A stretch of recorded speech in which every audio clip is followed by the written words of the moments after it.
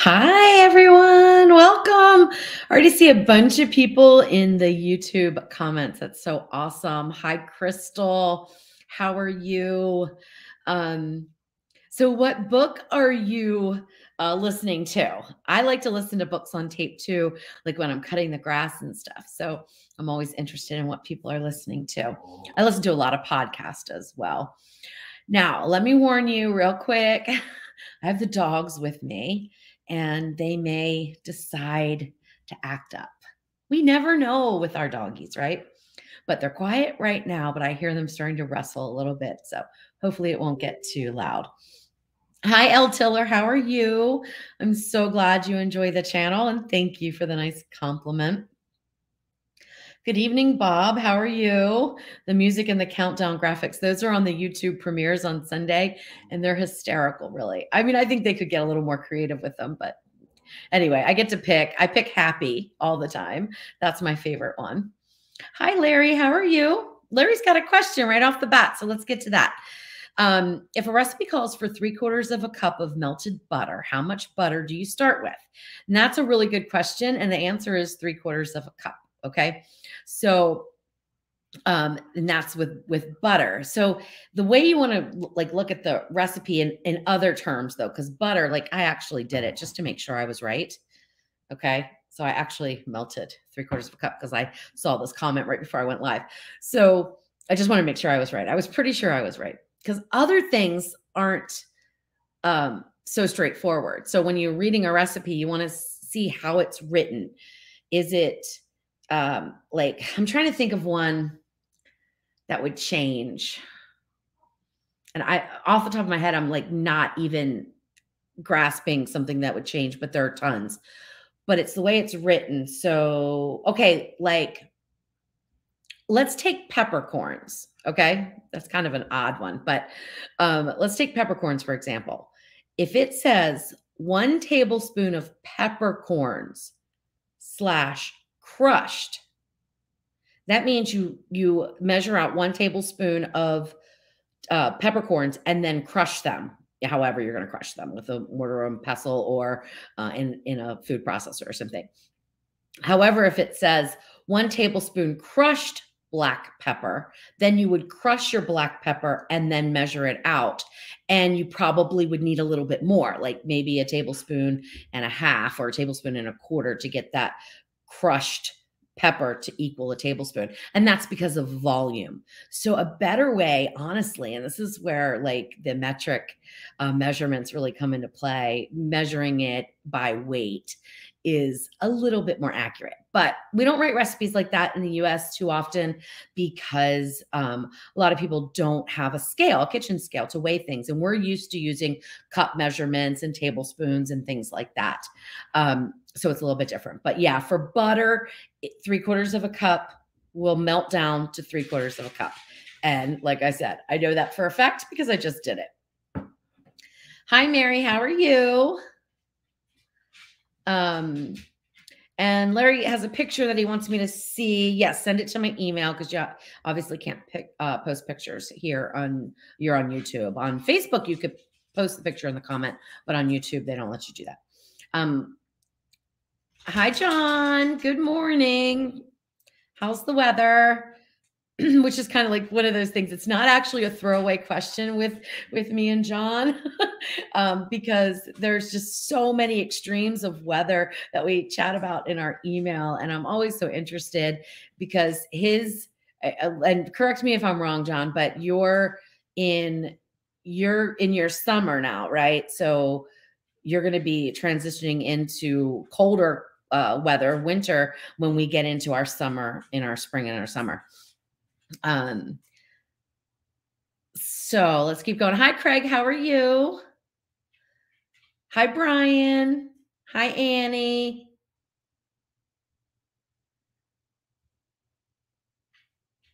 Oh, Mary, I'm sorry you have the flu. That stinks. Hey, Brian. Oh my gosh, that's awesome. Thank you so much. And I hope you enjoy it. It's very, very detailed. I mean, there's over 100 videos in there and I'm adding more. In fact, that's on my to-do list. It's been on my to-do list for like a week, and it just keeps getting pushed because so many things are on my to-do list. But tomorrow, my to-do list is to do an outline for everybody that's bought the course so that you can like better navigate it. And I'm actually working on building out a little community attached with the course so that you can directly ask me questions and we can do like some challenges and different things like that. So I'm working on that. That's going to be a little while before I get that done. But when I do the outline, I'll be able to see what I'm missing for the OL series, because there's a ton more videos. Like I was done with the course. It was done. And then Ninja put out the OL series with the smart lid, and there are some differences. So I've been adding those videos as I find the differences, because obviously it takes me a little time to find out all the different nuances of a new pressure cooker and stuff. So I've been working on that. But anyway, busy. But I'm glad you bought it, and I hope you love it. There is a 7-day refund. So if you don't, if it's not for you, just send me an email and I will refund the money. Hi, Jolene. How are you? I was here last week. I'm trying to think now. Yeah, I guess maybe I didn't see you or see your name last week. Hi, Nancy. How are you? Hi, Robin. I cannot pronounce this name. I'm not even going to try. Yes, I am, because I have to, right? Sohili? Anyway, I'm sure I'm wrong. But love from the US. I'm so glad you're joining in from the Netherlands. It's not like a good time in the Netherlands, isn't it? It's like middle of the night, right? Hi, Alaska Family Kitchen. How are you? Hi, Abby. It's snowing in, hopefully it'll snow. Okay, so it's not snowing yet, but it's cold in London. My friend's stationed in Germany, and she said it snowed the other day. That was kind of strange. I guess for that time of year or whatever. I'm not sure. I don't know the weather in all these different places, but or know even what season it is. We have had the most glorious weather. Well, I say that like we've had 2 days of glorious weather. So it was really rainy and a little chilly. And then now it's been warm and in the 70s. So I was able to I blew off work yesterday afternoon and I cut the grass. It was just like, oh, that's my happy place. And today was really nice. And then I think tomorrow brings in the rain again. But that's what we get in the spring, right? And I've planted my seedlings, so I'm really excited about this. I'll share while I wait for some more questions to come in. But planted all my seedlings. I purchased a new greenhouse this year, a real greenhouse, which I'm super excited about. And they're all starting to pop up through the soil. I'm so excited. I'm just so excited. I love gardening. It's my hobby, and I love watching. I love planting a seed and watching it grow. It's to me, it's the most amazing thing. This little seed you plant, and then it just grows into this beautiful plant that then produces whatever it's supposed to produce. Hopefully, right? If we do it right and have good conditions. Okay, Sharon, I vaguely remember this. So Sharon froze some apples with sugar and cinnamon, and it made really good applesauce. Not good for a pie. Yeah, because the fruit, once you freeze it, it tends to get a little bit runny. But did you cook them first? Because I thought our conversation was if you cook them first, you could probably thaw them and make apple pie with them. But if I'm wrong, let me know. But I think that's what we talked about. Hi, Juliet. How are you?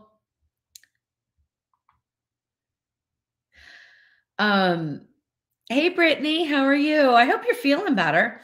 Okay, so Brittany's been on a popcorn kick lately, and I just wanted to say how much we love your caramel corn recipe. Isn't it the best? I think it's amazing. I love that recipe. I think it is absolutely the best caramel corn. Do I have any other popcorn recipes besides the kettle corn that you guys love? No, not really. I mean, I don't make a lot of popcorn, but I like the Moose Munch stuff. So I thought about doing a recipe like that, that has the different kinds of peanuts and dark chocolate and things like that in it. But I mean, you could do all kinds of seasonings. You know how I did the kettle corn? You could do all kinds of seasonings. Like, I mean, barbecue would be good if you have a really nice barbecue rub, and do that instead. And maybe even like mix that barbecue rub with a little bit of sugar so that you kind of get that salty, spicy, sweet. Unless your barbecue rub, like mine, has good amount of sugar in it, then it will work just as is. But that sounds good to me. A barbecue popcorn. Cheese. I don't know how I would do a cheese because I wouldn't necessarily want to use powdered cheese. So I don't know how I would do a cheese popcorn, but that's a very popular flavor. And I like it, but I like the white cheese popcorn, not the yellow cheese popcorn. I'm like kind of funny. And I might eat it like once every 5 years. Anyway. But yeah, chime in. Everyone else that's in the chat, chime in. Do you have any favorite popcorn recipes that you love? All right, let's see. Hi, Lucy. How are you? Hi, Ram. I never say it. Why do I not say this name correctly? Why do I not say your name correctly? Because I worry too much about not saying it correctly. Ramon. You got to correct me. You correct me. You tell me. I've gone through this with you before. I just don't know. Okay, so John's in autumn or fall over in Australia. Hi, Lisa. How are you? Hi, Wendy. Hi, Barbara. How are you? Larry. Yeah, you can send me the picture of the cake, but unless you're on Facebook, well, like I won't see the picture, even if you're on Facebook right now. You could probably post it, but I won't see it. I don't think pictures come through in the chat here in StreamYard, but you could definitely email it to me. Definitely. Okay, Miss Sheila. Hi, how are you? How can I convert a steam and crisp recipe when I have the 2-lid model? This is a great question, and I've actually done it a few times. So the steam function on the OL series lasts an average of 8 minutes. Now, if you have the 2-lid model and you're cooking on steam, sometimes the little pin will pop up and you won't be able to open the lid right away when your steam time is up. So for that reason, what I recommend for most things anyway, is doing about a 5 to 6 minute steam with the liquid, you know, whatever that recipe calls for with the liquid, 5 to 6 minutes of steam in the 2-lid model. And then once the pin drops, open it up and then move over, you know, put your crisping lid down and finish up the recipe that way. That's how I recommend doing it. I mean, there's a lot of little nuances depending on what the recipe is and all those kind of things. I mean, there are a lot of variables, but that would be a basic starting point where I would start. Some I might steam longer, some I might steam less time, some I might use more water or less water. But just for the basic idea, that's how I would go about doing it. I have like you could read the article on my whole chicken recipe, which I can put the link in the chat here. Just give me a second, because I talk about this in there, and I did the whole chicken. This is when the Steam and Crisp first came out, and everyone was posting all over the place. They're delicious looking. Oh, wrong thing. Sorry. And everyone was posting all their beautiful steam and crisp chicken, and us 2-litters, because I wasn't there. I didn't have the 1 lid yet. So us 2-litters were really kind of jealous. And so I thought, I'm going to do this. I'm going to do this. I did buy the 1-lid model and I tested it both ways. So I go over that in that post. All right, let's see.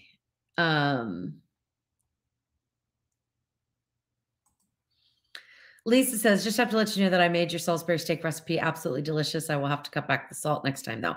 What type of salt? I've been hearing this a lot lately. So either I'm an over salter, which could be, because we all have different taste with salt, or you're using a different kind of salt, which is making the recipe taste too salty. So what kind of salt did you use, Lisa? I'm curious. If you use table salt, you need to cut it back quite a bit, because I use a sea salt or a kosher salt. But if I'm hearing more and more and more, if my recipes are turning out too salty and people are using the same salt or same type of salt that I'm using, then I can start to back off of that a little bit. I might need to. I'm not sure. I always feel like I season them perfectly, but that's of course, an individual preference. I make my husband taste it too. Because I might just like salt. I don't know. I do like salt. I don't like to eat it like by the spoonful or anything. Um, okay, let's see. Wendy wants to know, I would love to know where you get the silicone lid for the Ninja Foodie. Also, do you use a silicone mat at the bottom of the pot to stop the scratching? I don't use a silicone mat at the bottom of the pot to stop the scratching, but I do know people that do, and it's perfectly fine almost all the time. It's not fine all the time, but almost all the time it's fine to use.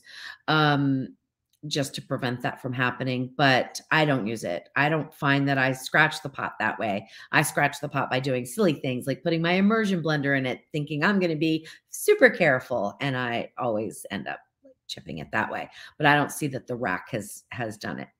The silicone lid for the Ninja Foodie, you're probably I don't know. Are you talking about the big silicone lid that goes over the entire Ninja Foodie pot, or are you talking about the individual silicone lids that go on the pots when you're doing pot and pot cooking?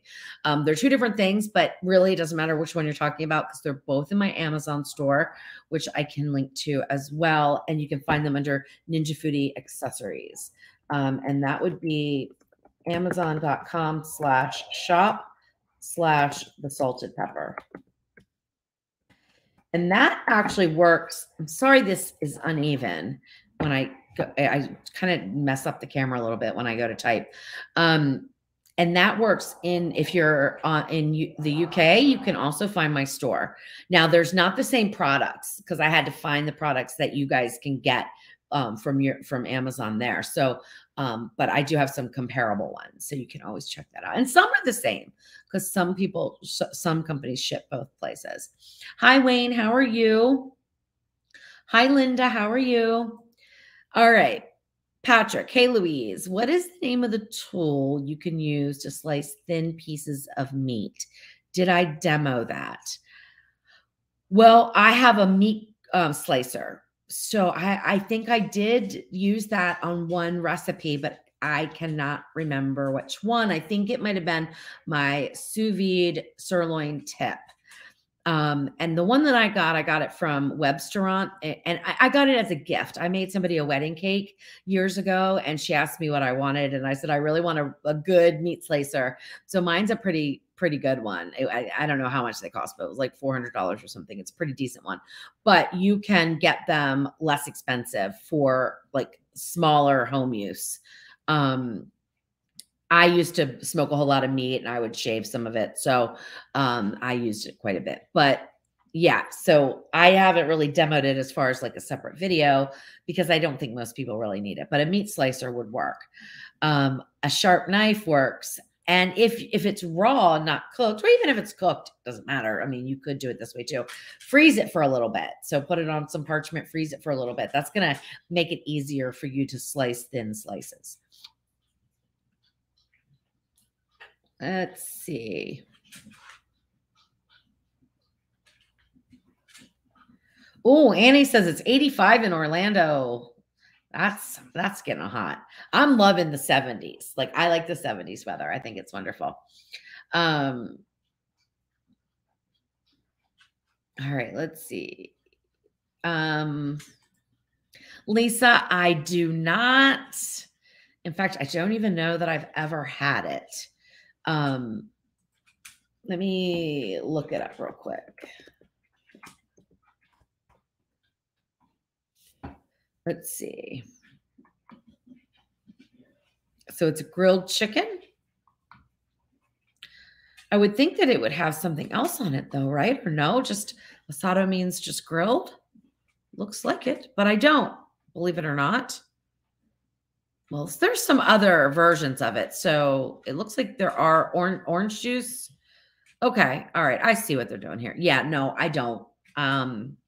And I've never had it, so when I haven't tasted a recipe, it's kind of difficult for me to do a recipe on them. Although I have, like the Olive Garden soup that I did, I have never had that. So yeah, um, but I hear it's people are saying it is pretty comparable, different ingredients, but it tastes really good, like the Olive Garden version. All right. Abby wants to know what seedlings I'm growing. Oh my gosh. Tomatoes, several different kinds, Roma, and cherry tomatoes, and then some other kinds of larger, like beefsteak tomatoes, every kind of herb you can possibly think of, all kinds of different peppers. I have beans, but I haven't started those yet. Some I'll start in the greenhouse, and some I'm starting indoors. So tons. I'll do spaghetti squash. Yeah, I'm gonna have tons, and I'm trying to do this year very organized. Famous last words. So I'm gonna be doing a certain amount, like, and then in 2 weeks I'll start new tomato plants, and in 2 weeks I'll start new. I forget there's a word for it, and I know it every other time except for right now.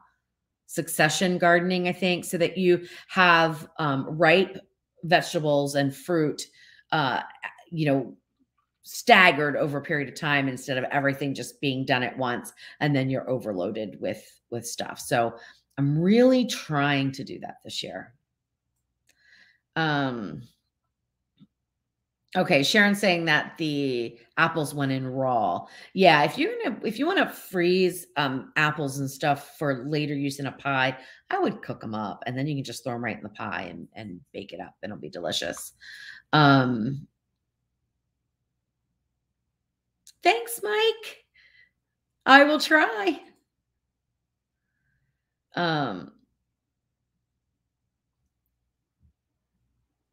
Let's see. Hi, MD. How are you? Hi, Debbie. How are you? Hey, Nancy. How are you? Mary said Cajun popcorn. Brittany, that sounds good too. Garlic salt's good. So a garlic. Oh my goodness. Brittany, what about a garlic butter? Like a roasted garlic butter popcorn. That sounds so good. Now, don't ask me how to do it because I don't know, but yes, I do. Roast the garlic, dehydrate the garlic, grind the garlic, make buttered popcorn, and then sprinkle over the roasted garlic. I think you can actually buy roasted garlic dry, can't you? Now that I think about it. So make your life easier, go buy some. Oh, Miss Sheila, I'm so glad you're making those. Are you doing it as the casserole or are you doing it in the bag? So she's making my walking tacos, which is kind of like a fair food where you would have like a bag of Doritos or something, and then you put all your taco stuff and you eat it right out of the bag. Or you could do it as a big casserole in the Ninja Foodie. So I've done it both ways, and I like it both ways. So I hope you like it. That recipe doesn't get too much love. Excuse me. I haven't seen too many people that have made it, so I haven't heard very much, feedback on it. So please let me know if you like it. And Julie wants me to do a moose munch recipe. Yeah, I'm gonna have to do that. I have the cutest recipe coming out for St. Patrick's Day. I don't think I can show it to you though. I'm not too good at switching screens. I need to learn how, because so silly. I have it in the refrigerator. I could just grab it. Let me grab it. Hang on. Silly me.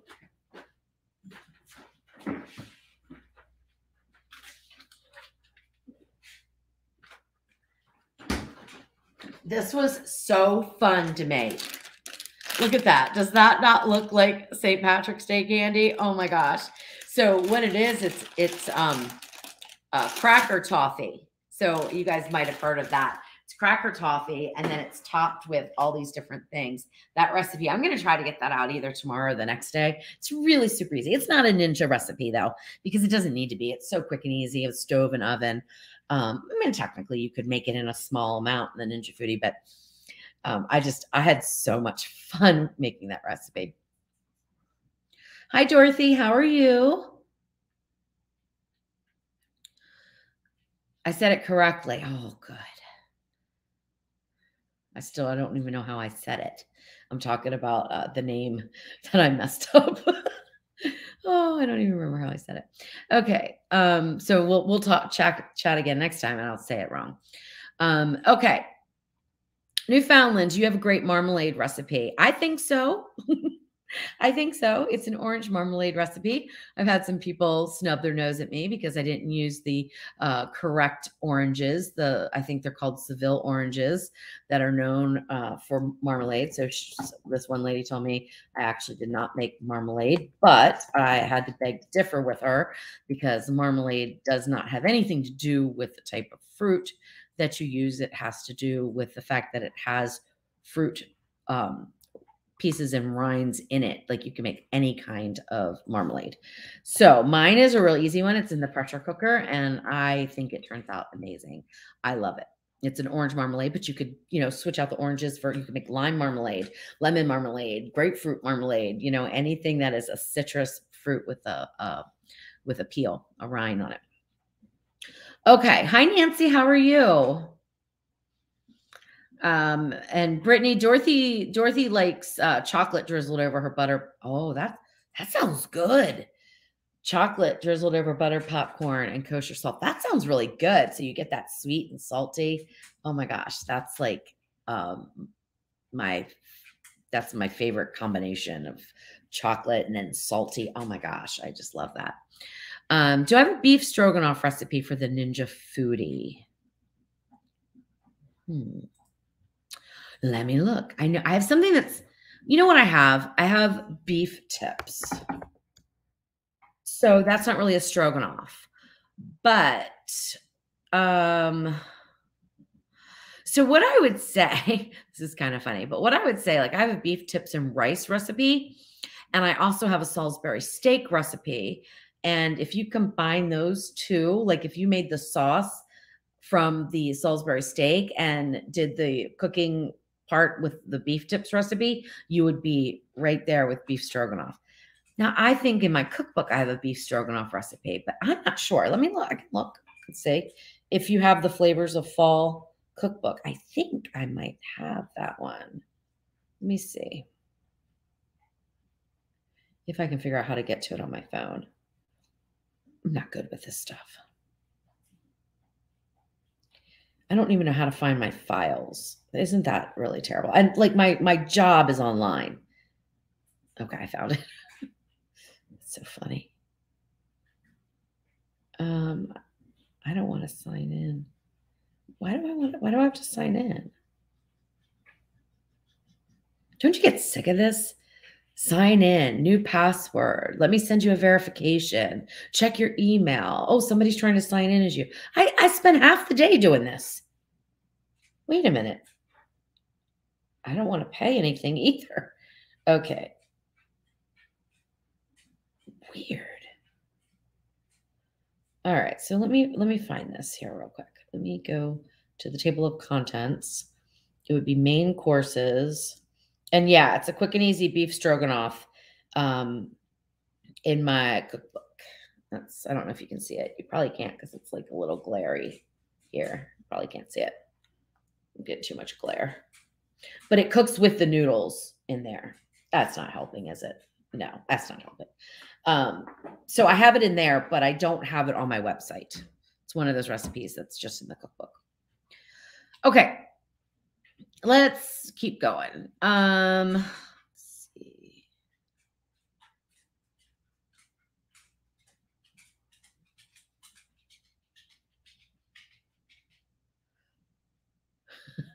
I'm still laughing at Ramon. I will never say it wrong again. I think I won't anyway. All right, let's see. All right, Jane, what's your take on the dehydrate feature? Is it worth purchasing a separate appliance, a freeze dehydrator? You mean like a freeze dryer? Oh my gosh. Okay, so that is on my most wanted list. Okay, is a freeze dryer. I have not gotten it yet because they're very expensive. And I'm one of those people that, like, if I knew my mom wanted it, I would buy it for her in a split second. But to buy it for me, I don't know. I need a lot of reasons, and I haven't gotten the list isn't long enough. So I don't know about the freeze dehydrator because that would be a freeze dryer. I don't have one. Um, I have heard that they're incredible, and that they work great, but I don't have any experience, so I don't really want to speak on that. The dehydrating function on the Ninja Foodie is good. It works. It's good for small batch stuff. Okay. Sometimes, depending on what you're dehydrating, you do have to change the levels around just because in the small space, the airflow isn't optimized, maybe, for dehydrating. Not like a bigger oven that's got fans coming from different directions. What I use personally for dehydrating, this is not freeze drying, but just dehydrating, is the XL oven, the Ninja XL oven. And I love it. Like, I love using that because you can have, I think, at least 3, maybe even 4 layers. I'm looking at it, but I can't really see how many layers. At least 3 layers. And it just does such a nice job because the fan's in the back. So it's blowing on all of the layers and it's getting them evenly dehydrated. So I love it. But in the Ninja Foodie, like, you can just put basil. Like, if you're just doing like little things like basil or other fresh herbs that you want to dry, you can just put them in the bottom of the pot and dehydrate them that way too. You can put something on top to keep it from flying up, like some kind of a rack or something. Yeah, I think you could put the rack on top, and keep them from flying up. But yeah, you could do that because that's just going to be single layer. It's going to work fine. If you're doing like something like beef jerky, you want to have it stacked in the racks. They have a dehydrator rack for that, and it will work. It will work. Like, I've done fruit roll-ups in it. It works great, but you've got to switch out the trays sometimes. So that, just to know, I mean, there's limitations. If I'm doing larger batches, it's not really worth it because you just can't fit enough on those little trays, in my opinion, anyway. Okay. Okay, so Lisa, we're back to the recipe being too salty. I can hardly remember what the recipe was. That's how my brain is. Lisa, what recipe were we talking about? And it was too salty. Salisbury steak. I'm sorry about that. I'll have to see if I get any other feedback from that. If other people think it's too salty, then I'll rewrite the recipe and knock the salt down again a little bit. Okay. Let's see.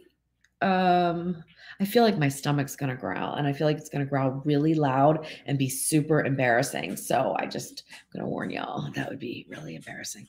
Hi, Shelly. How are you? So this is not Tasty Tuesday. This is a live Q&A with Louise. I do Tasty Tuesday every other week with my husband. He works every other week. So his job is 7 days on, 7 days off, which is nice, because he's get that long break, but he works 7 12-hour shifts when he's working. So he can't be here. So I would do Tasty Tuesday every single time. I would do it all the time because I know you guys love it. But I can't do that by myself. It's too complicated. So I do the Q&A on the opposite Tuesdays. But welcome, and I hope you enjoy. This is a time for anyone to ask whatever questions they have. It doesn't matter. They could be about any kind of cooking, like anything whatsoever. If I know the answer, I will answer it. If I don't, I'll try to find it. The audience chimes in and helps with things because, one of the things about cooking is, and I think one of the beauties of having a community around cooking, whether it's all using the ninjas or using different things or whatever, is the fact that we all have different experiences. We all cook differently and we can learn from each other because guess what? There is not a right way and a wrong way to cook. There just isn't. And anyone that tells you that is wrong because there may be a technical way to make a roux, but like you might follow one of my recipes where I don't do it the technical way. I do a little cheater roux, it's perfectly fine because guess what? The end result is the same. The food's delicious. And at the end of the day, that's all that matters, right? We don't care how we got there, just that we got there and we made food that our family loved. So that's what the Q&A is about, is just asking questions, helping out other people, and helping me out when I don't know the answer, which is quite often. So it's a lot of fun. Wendy, the big one I've seen you use. Are we talking about the silicone? I'm lost. I'm sorry. Are we talking about silicone? That's the only thing I can think of that would relate to that. I would need to know what video I was using it in. And I'm sorry. I don't mean to be a pain, but I just really don't know, but you can find it on my Amazon store, in my Amazon store. Okay.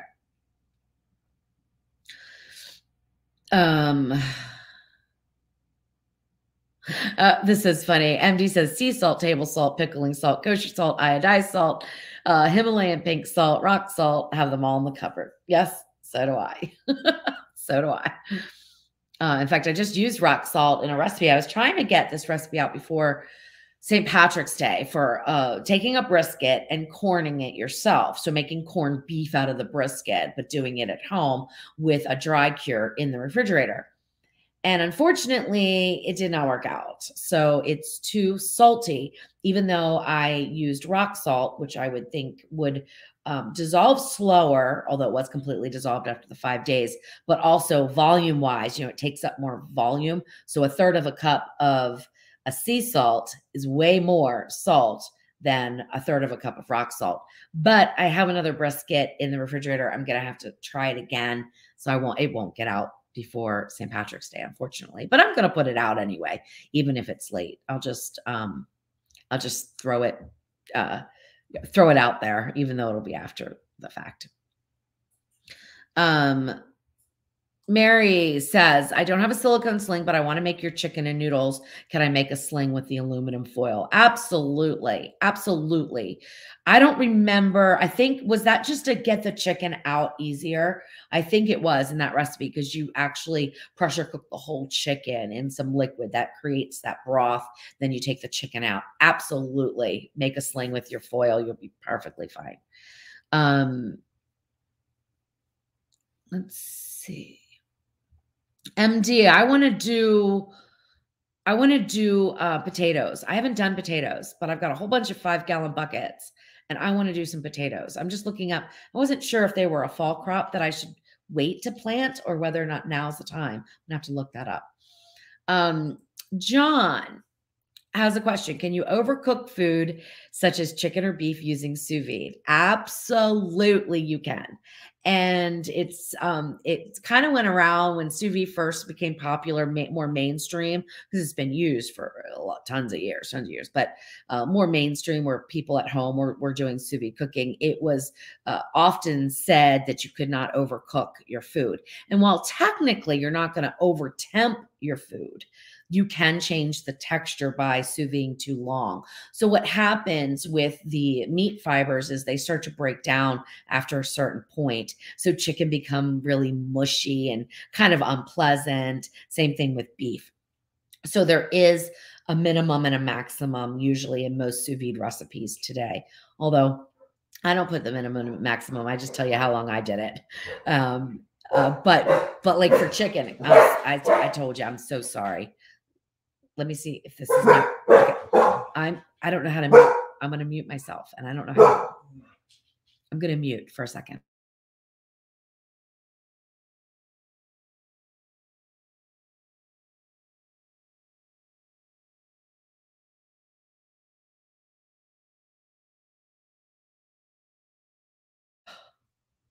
They're like standing at the door to the garage. There's nobody here. Jeff's at work. And the garage door, unless Jeff did not close the garage door, and the cat's in the garage, the neighbor's cat could be in the garage. That can be a problem where I might have to step away from the computer to close the door and get the cat out. Oh my goodness. Okay. They're kind of moving away from it. So I think we're good. All right. So yes, you can overcook. It's not technically the right term, but you can change the texture and the food doesn't turn out very well. And I would think that would be the same I would say that would be the same with vegetables too, although we don't sous vide too many vegetables, but I would think some vegetables you could actually cook too long and that they would change their texture as well.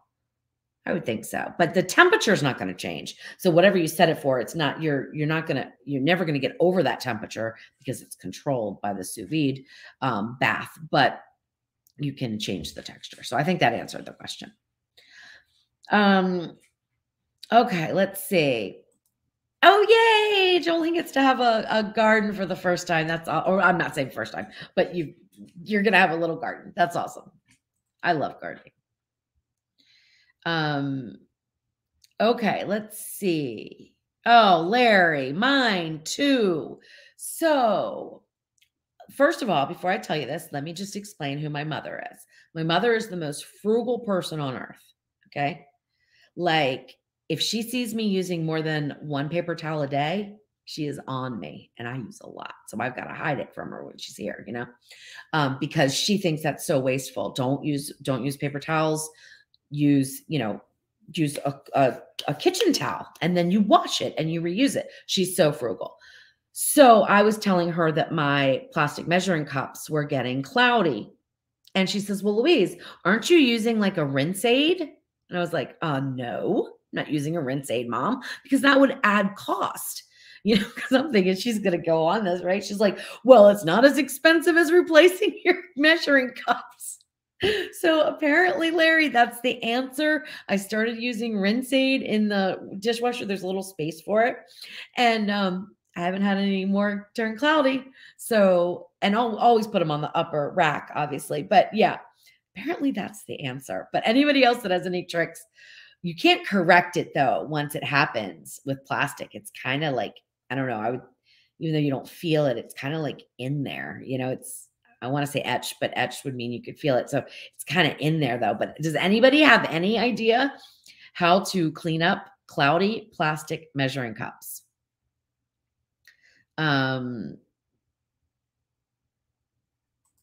Okay, Connie. What do you think of the double oven? Wouldn't you lose space? So what Connie's talking about is the Ninjas come out with another oven. It's the size or approximate size of the XL oven. So it's a decent size countertop oven. The difference is that it has two cooking compartments. So you have the bottom and the top. Now, Dorothy Hill and I were chatting a little bit over Facebook Messenger about this. She knows more about it than I do because she's been looking into it. I am not interested in it, not because I don't see value in it, but because I've got what I need. I've got the oven. I don't I don't have a big family. I don't need to cook two different things on two different functions at the same time. And if I did, I would most likely use the Ninja Foodie and then the oven, or the Ninja Foodie and the grill. So I don't really have any interest in it. So I can't answer your question, but I would assume that yes, you would lose space on the bottom because I don't think the dimensions are that much greater if they are at all. So I would look at the dimensions, compare the dimensions of the two ovens, and that'll give you the answer, because if it's the same or just slightly bigger or slightly smaller than the XL oven, then you're definitely going to lose space at the bottom. How much? I don't know.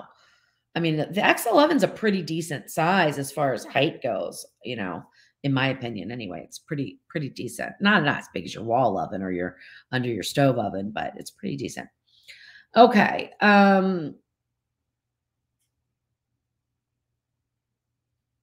Okay, Brenda.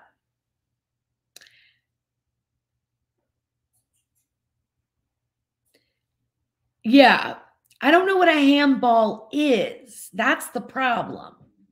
So let's look it up. I don't know what it is. A handball. Well, this is taking me to, there's Iowa handballs, which is ground beef.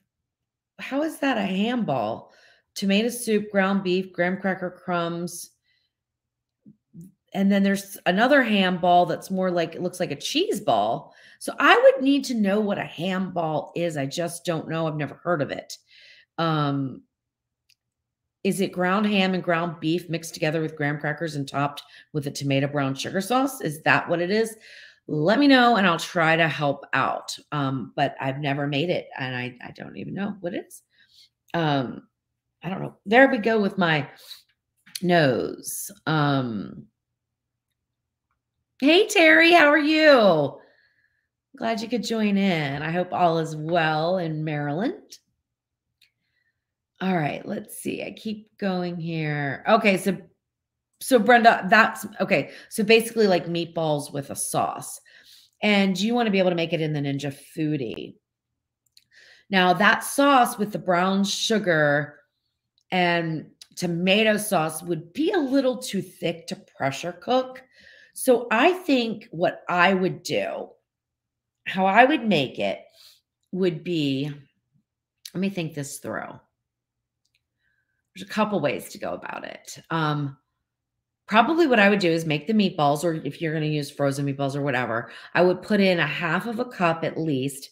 If you're in the 6.5 quart, at least a half of a cup of like a beef stock, and the brown sugar can go in at that time. And instead of the tomato soup, I would probably use, you could use some tomato soup, but you would want to add it.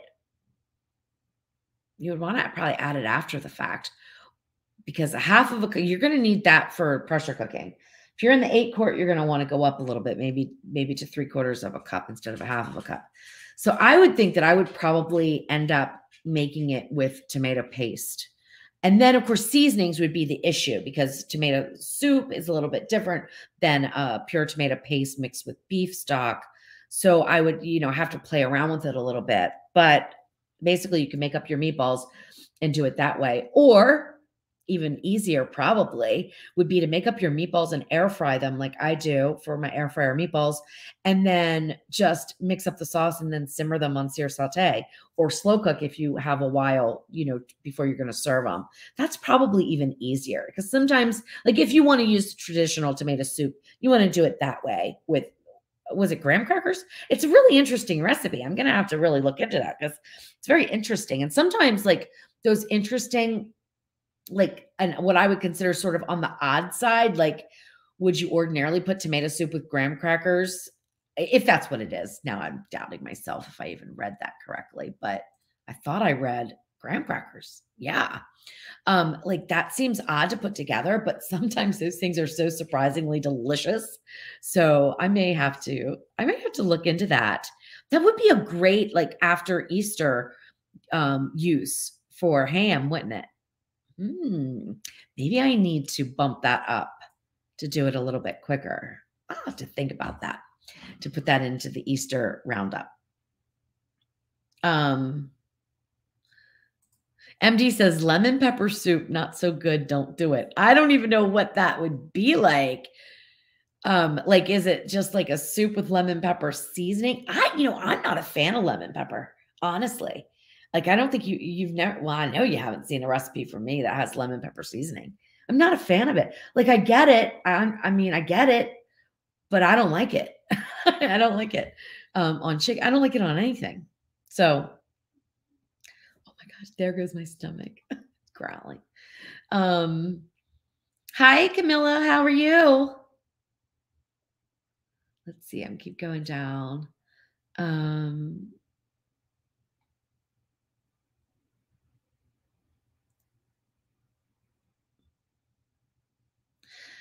Wow, Nestle Crunch in popcorn.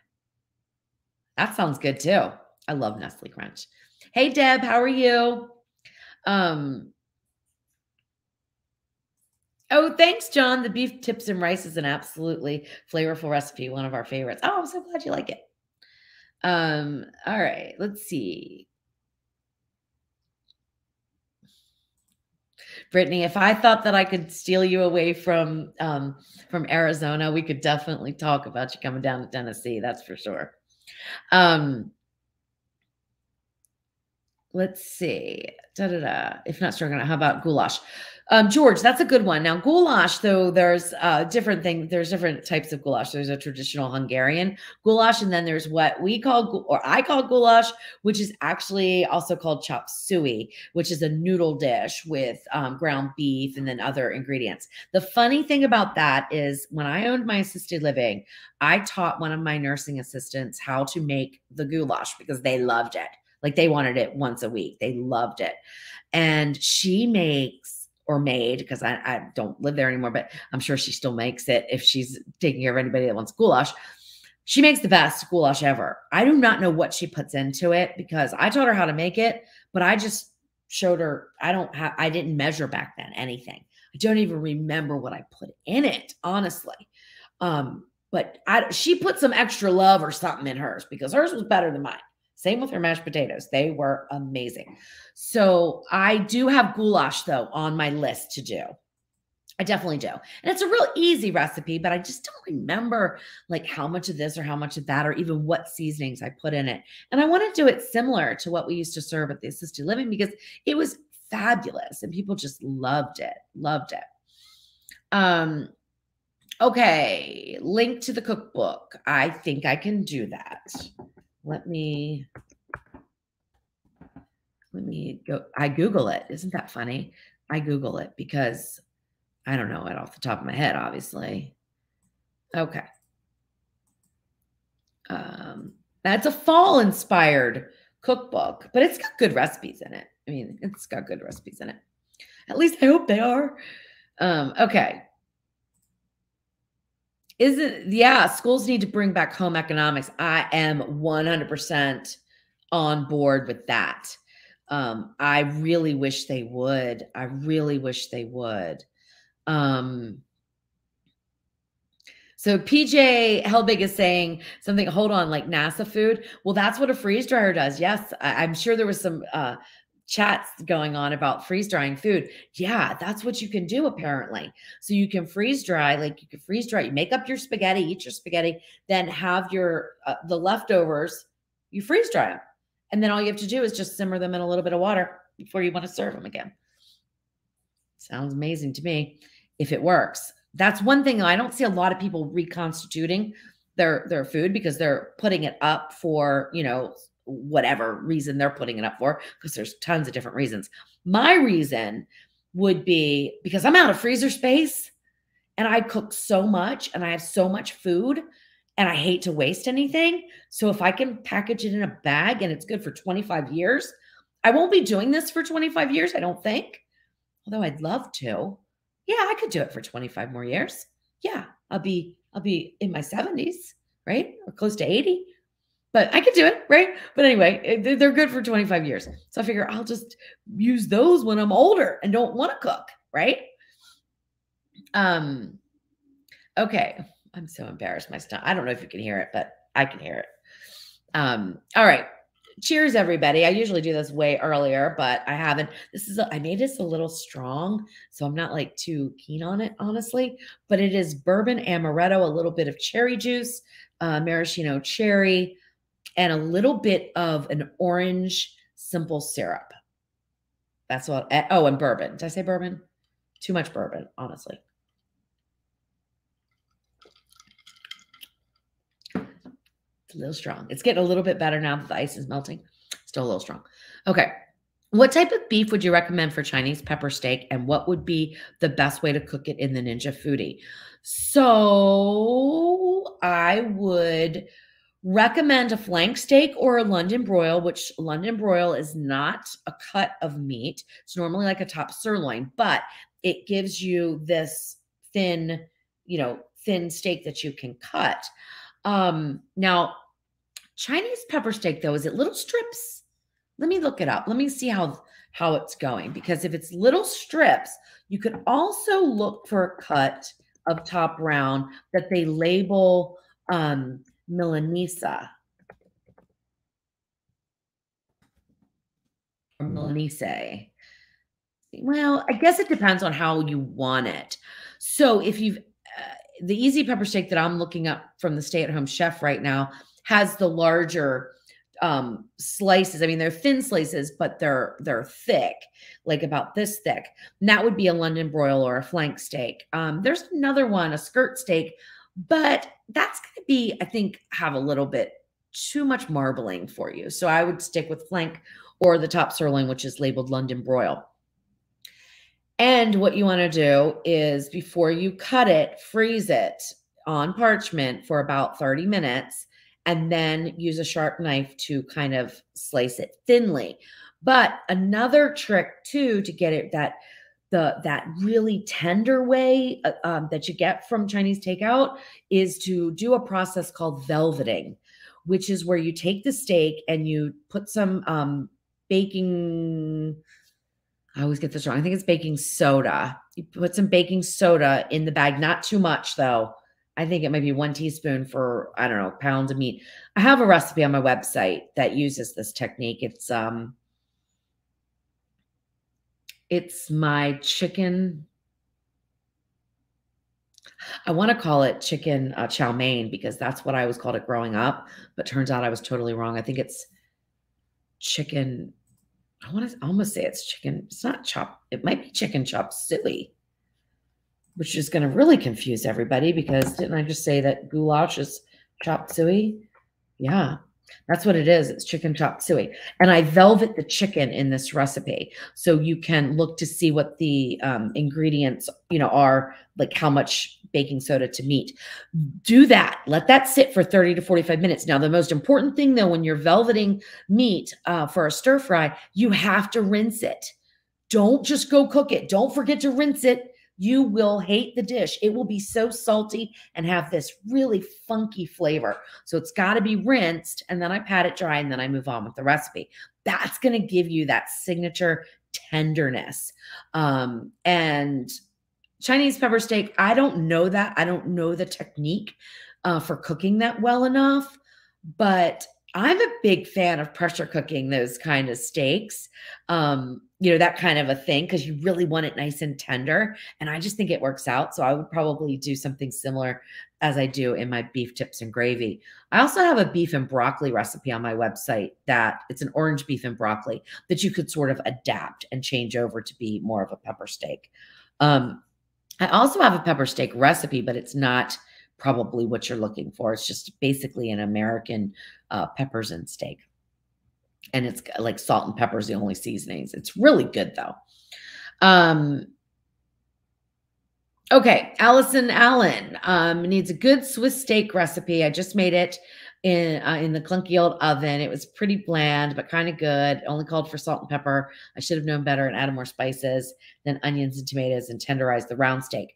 So I do have a Swiss, no, not Swiss. Do I? Yeah, I have a Swiss steak, but I don't do it. I did it differently. I can't keep up with what I have and don't have. In fact, one of my friends, no, I do have a Swiss steak that uses round steak, and you're going to love it. It's delicious. What I was saying is one of my friends, she'll tell me, well, in your recipe for such and such, I'm like, I have a recipe for such and such.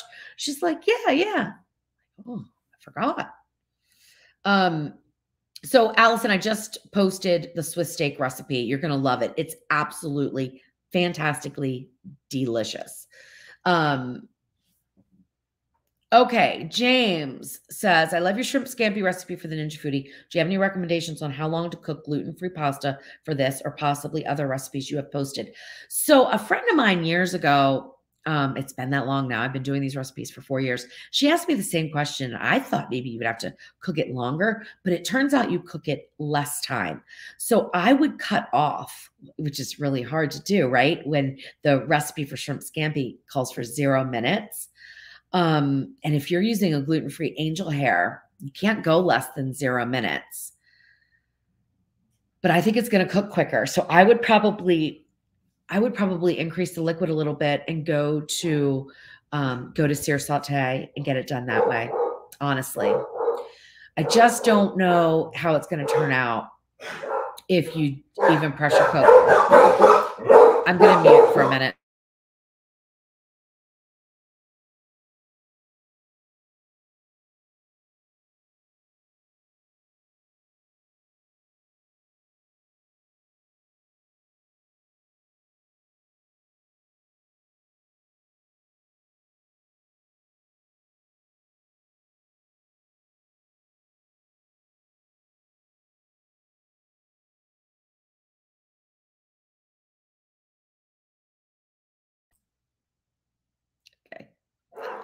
They're nuts. They didn't stop. Hold on a minute.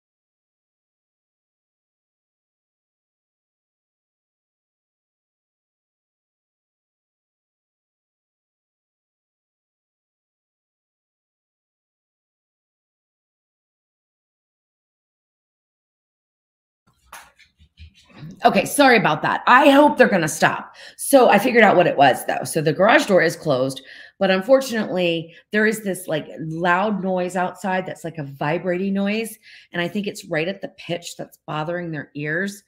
Um and I heard it the other night. I could not figure out what it was, but it doesn't last very long, so I'm hoping it just goes away, and I'm going to have to investigate to find out what in the world it is. Like I have to make sure that the sump pump isn't messing up. I'm going to have to talk to my husband. Okay. Because I'm not going in the crawl space. I'm not doing it. Sorry. I draw the line there. All right. Let's see. Now, so we were talking about the shrimp scampi. I'm so sorry. This is so embarrassing. Callie, please stop. So so hard. Because I want to say that go 0 minutes and give it a try, but I don't want you to ruin your food. So yeah, probably the first time I would add a little extra of the stock, and I would do the sear saute and kind of figure out how much longer or how long it takes, and then make a decision if you could do the pressure cook. I mean, angel hair is really tricky to pressure cook anyway. So if you're using a gluten-free angel hair, it's going to be, even trickier. If you go up to a spaghetti though, so if you're going to switch over from the angel hair to a gluten-free spaghetti, you could go down, you could do 0 minutes. And I think you'd be just fine with that. But don't hold me to it because I haven't tried it. All right. Crystal has a question. It has nothing to do with cooking, but I'm curious, what kind of music do you like? And have you heard of the country singer Morgan Wallen? I love country music. I love, I like a lot of music. So my husband's a blues guitar player. So I like the blues. I like country. I like, old, what would you call classic rock? I like that. I mean, there's days where I can really get down with some Rolling Stones and stuff like that. I'm old, so I don't go for any of the new stuff. It's all older stuff. Morgan Wallen, I've not heard of, but I will look it up. But I also like, and I don't even know where this would, I'm just going to say singer songwriter type of music. I don't even know where you would classify it, but there's a group that I absolutely adore. Well, I really adore his wife. He's very talented too. And that is Drew Holcomb and the Neighbors. Oh my gosh. I just love them. And his wife, Ellie Holcomb, she's kind of gone out on her own and does her own thing. But her voice is so amazing. Oh my gosh, so amazing. But I will look up Morgan Wallen. I'm going to put that in my search bar. So when I get off of here, I can look it up. And we're real close to Nashville. So like we haven't gone in a while. Really, COVID kind of screwed everything up. We haven't gone in a while, but before that we would go every once in a while. And it's about 90 minutes from us, and we would hang out and listen to all the country music. Nashville's changed though quite a bit over the years, like everything, I guess. All right, let's see. Okay, so Shelly's saying, I love your video about making hamburgers in the Ninja Foodie. 6 ounces of 80/20. What about the numbers for a frozen burger? I think I did that. I I did that. I answered that question in the post, and I believe it was 10 minutes on each side for frozen, for a certain thickness. But read the recipe post on my web. Oh, I didn't do the recipe post on that. I forgot. I forgot about that. Okay, let me look it up here because I think that's one of the things. Like I make them, I freeze them, and I make them from frozen all the time.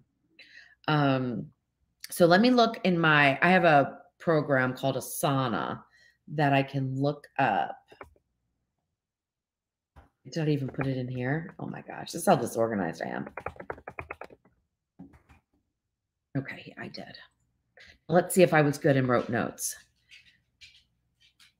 Nope, nope, nope, nope, nope. But I remember because I've made them several times. It's 10 minutes on each side, 400 degrees, I believe, for frozen. Okay. So MD's going to make lemon pepper pickles. Well, if you don't like lemon pepper soup, but you like lemon pepper, I guess. Lemon pepper pickles will either work. All right. Well, you keep us posted. Keep us posted on that.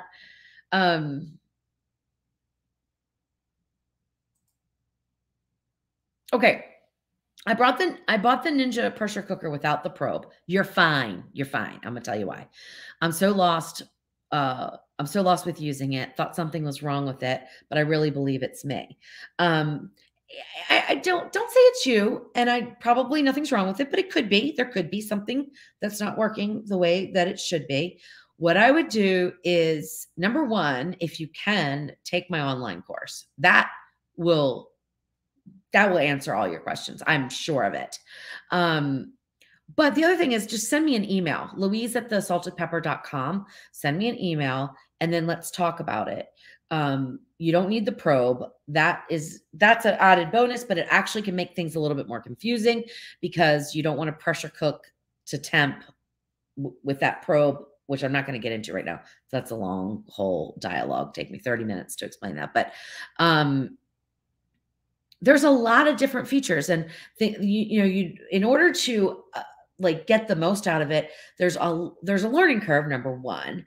There's an intimidation factor, number two. If you're not really used to cooking and you're not used to pressure cooking, you're not used to appliance cooking, there's a lot to learn. But the most important thing is knowing how the food cooks and whether you should use a moist cooking environment or a dry cooking environment or a combination cooking environment. And I don't know if you have the pressure cooker, the OL series with the one lid, but you have even more options, so it is hard. So just send me an email, send me an email and we will work through it. And if something's wrong with it, I'll be able to tell you and you can get it returned. But I don't ever think something's wrong with you. It's just something you're not used to. Okay, let's see. Oh my gosh. What is the rack? What is the rack that you use in the ham and broccoli recipe? Ham and broccoli. The casserole? Ham and broccoli recipe. Wouldn't it be the reversible rack that comes with the foodie? I would think. Let me look up. I think the only ham and broccoli would be the casserole. And let me leaf through it like I'm reading a book. Let me scroll through this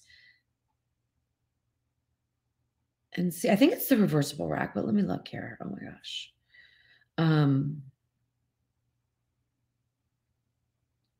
Okay.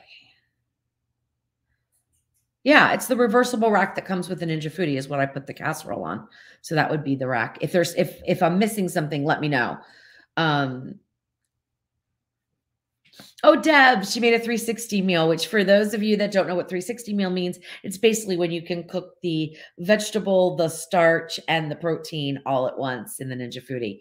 And Deb made one, meatloaf, potatoes, and carrots, just like my video, and everybody loved it. That's awesome. I'm so glad. I'm so glad.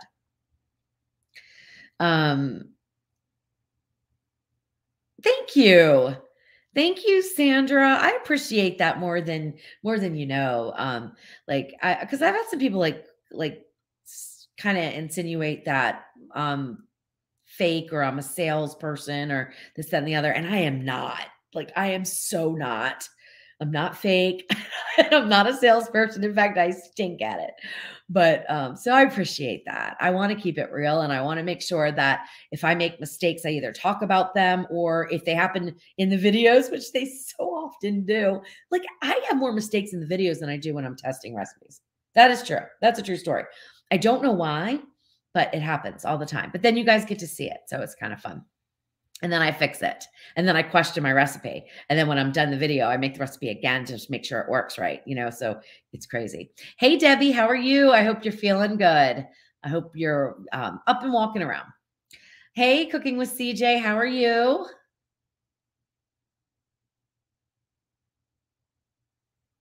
So those of you that don't know, Cooking with CJ's wife has entered the YouTube scene, and she's incredible as well. And she is called, like, this is going to be, I want everybody, if you have small kids in the room, mute. And if bad language offends you, mute. But it's not that bad. But anyway, she's called the Bitchy Baker, and she is hysterical. And I hope you check out her channel because she's really funny. All right. Sandra wants to know if I've ever done any beef jerky in the foodie, and I have, and it was brilliant. It was the most amazing beef jerky I've ever had in my life. And I told Jeff, scrap all that video, scrap that recipe, because I was afraid of food safety issues. I started thinking, I'm like, oh my gosh, how do you get around the food safety when you're dehydrating beef at this low temperature? And I don't know why it didn't click at the time. I think because the sous vide function hadn't come out on the Ninja Foodie. And even though I had a sous vide circulator, I didn't use it that much. So I wasn't like connecting the dots. But after, like, I don't know, 6 months or so, I realized, oh my gosh, it's the same principle as sous vide cooking. You can cook and pasteurize, which essentially means make safe to eat, kill any bacteria, beef using a low dehydrating temperature, because you do it over such a long period of time. So go figure. So I'm going to have to redo it. I still have the recipe though. I just haven't gotten to it because that's a 2 to 3 day process. So it's a long video, and I've got to time it just right so that Jeff's definitely home off work to be able to film each section. That's why I'm so bummed that my corned beef didn't work out, because that was a 5-day process. And it was like I filmed almost every day of that 5-day process. And then to have it too salty at the end was just really upsetting.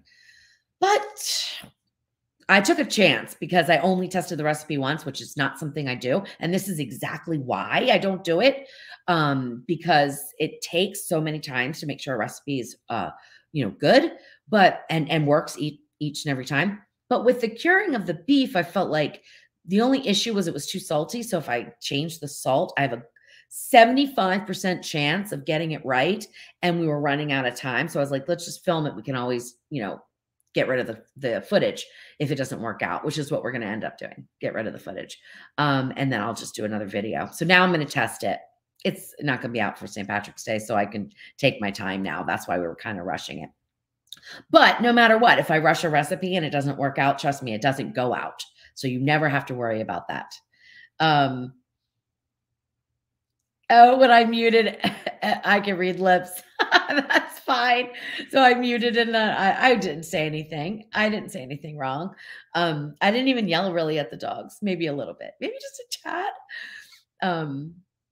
Anyway, thank you, Brian. I appreciate it. Thank you so much. I hope you enjoy the recipes. Hey, Pat, how are you? Good to see you. Barb says she has plastic measuring cups, but the measurement markings always come off. Yeah. I've had really good luck with my Pampered Chef ones. That has not happened to them. And I wash them a lot. So I've been pretty lucky. But yeah, I've got some glass ones that don't have the markings on them anymore. Jolene's got a good trick for that. I used a Sharpie when I could still see my measurements on my plastic measuring cups to save money. There you go. Oh, Mary, that is awesome. So the Pyrex glass measuring cups from way back, that's priceless. I mean, I don't think they make them the same way now. That's awesome. I love using glass measuring cups, but I can't do that in all my videos. I just do too much. I would have to buy, I don't know, $1,000 worth of glass measuring cups, but I like them.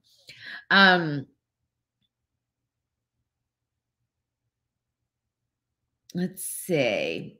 Hi, Colleen. How are you? Daryl, I already answered that question. What the rack is called. It's called the reversible rack, and it comes with all the Ninja Foodies.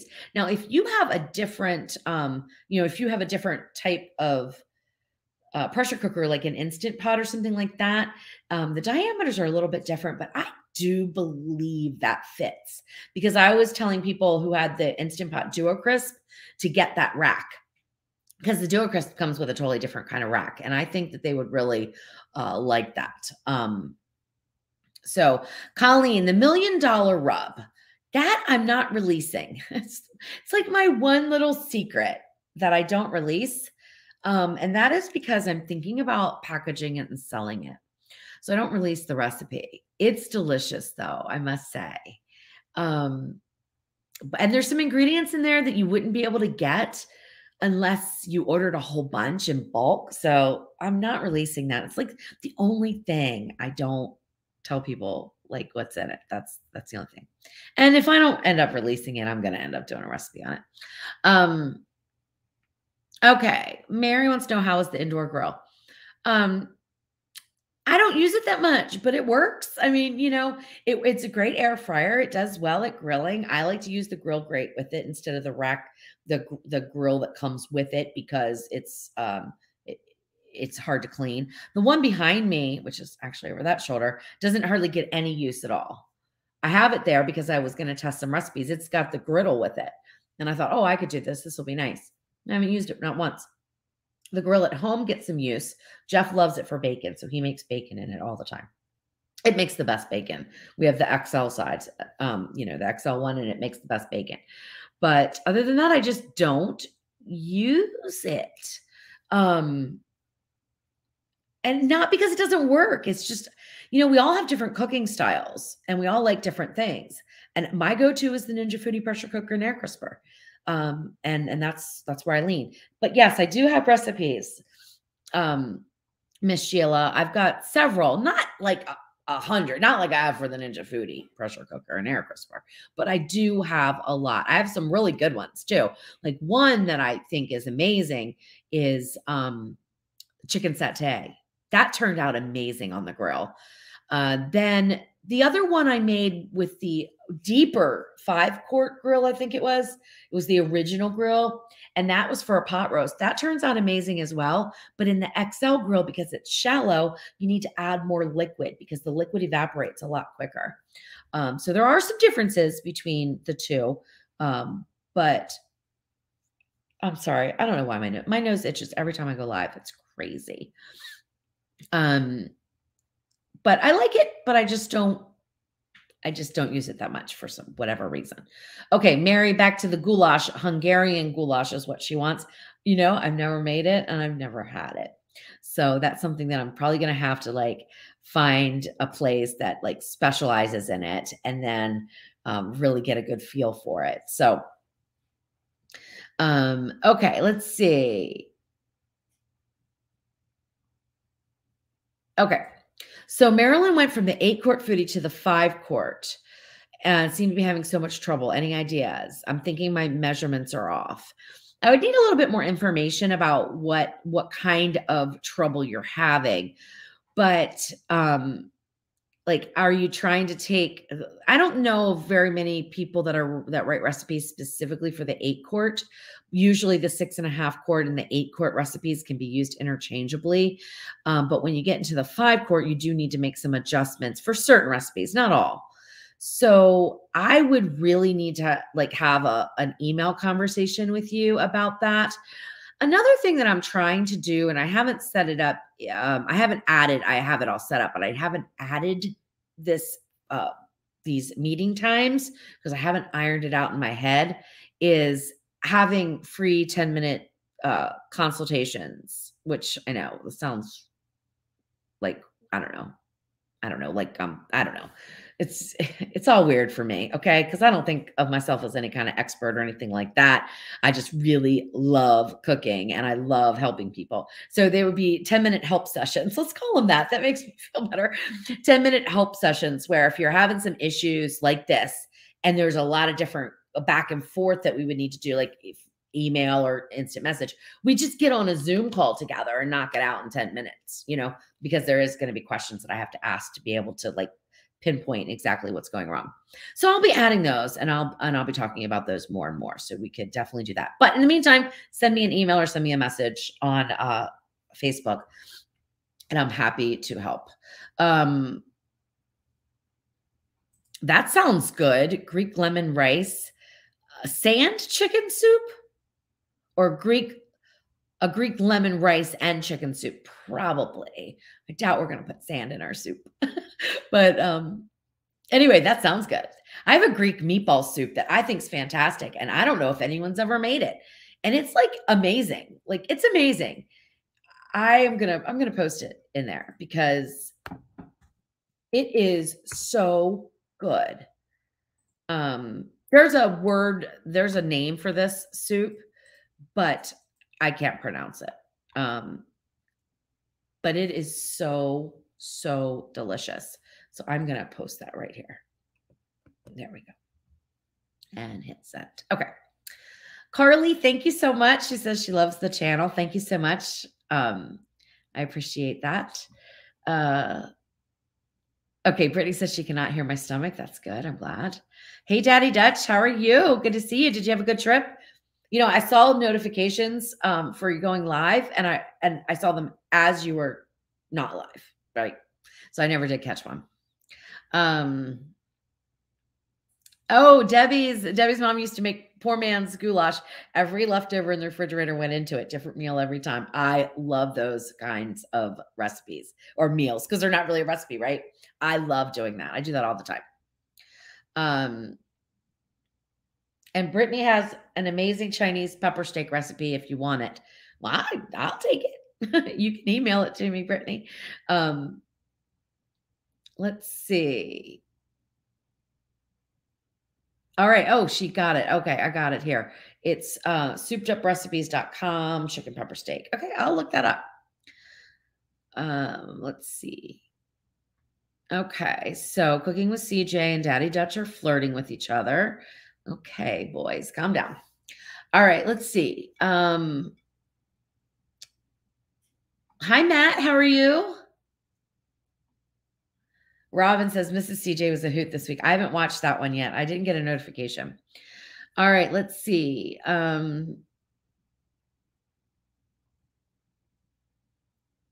All right. So Mania Land is asking if I prefer pink salt or kosher. Well, I go with the fine grind sea salt, but I don't really use the pink Himalayan salt. I never have. I have some, but I never have. So I don't prefer it. I don't use it. I use either a fine grind sea salt or a kosher salt. My favorite right now, honestly, is a kosher salt, but I can't remember. Hold on one second. Let me see if I can find it.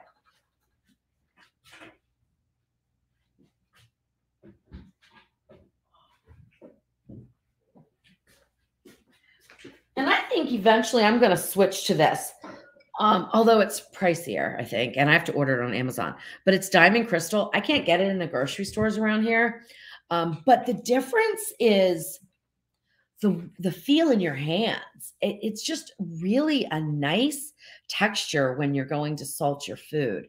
So that's my favorite. And I only recently tried it. I've heard of it for years and years, but I have always bought just fine grind sea salt, usually from Sam's Club. And that's what I've used, for years and years, but I'm really liking that. So that's my answer on that one, but I don't use the pink salt. Never have. I don't know why. All right, let's see. Yes, Carly, I do have a recipe for potato salad where you put the eggs and the and the potatoes in at the same time. Let me paste that over. Let's see. Now, keep in mind, because you may not want to make this Amish type of potato salad, you do not have to follow recipes to the T to get an idea of how the cooking goes. So you could use your own potato salad recipe and just use the cooking technique in this to get your potatoes and eggs done. That's perfectly fine. However, I happen to love this recipe. It's got a cooked dressing, and it really, really is nice.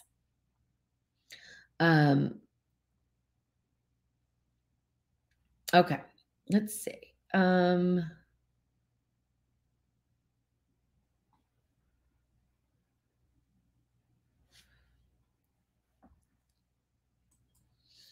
Okay, we're going back to the velveting. Now I better look it up because um, Alaskan Family Kitchen is using something different, I think, but maybe I misspoke. Let me look up my chop suey recipe and see how I did it. I think you can use cornstarch, but it's the baking soda that actually changes the texture of the meat. So what does velveting mean? Let's see. So sometimes it's done with egg whites, cornstarch, and wine. It can also be done by adding baking soda like I do. Okay. So with the cornstarch, I would think that you would need in like some sort of an acid, but I could be wrong. Of course, isn't baking soda a base? I don't know. Anyway, let's not get technical.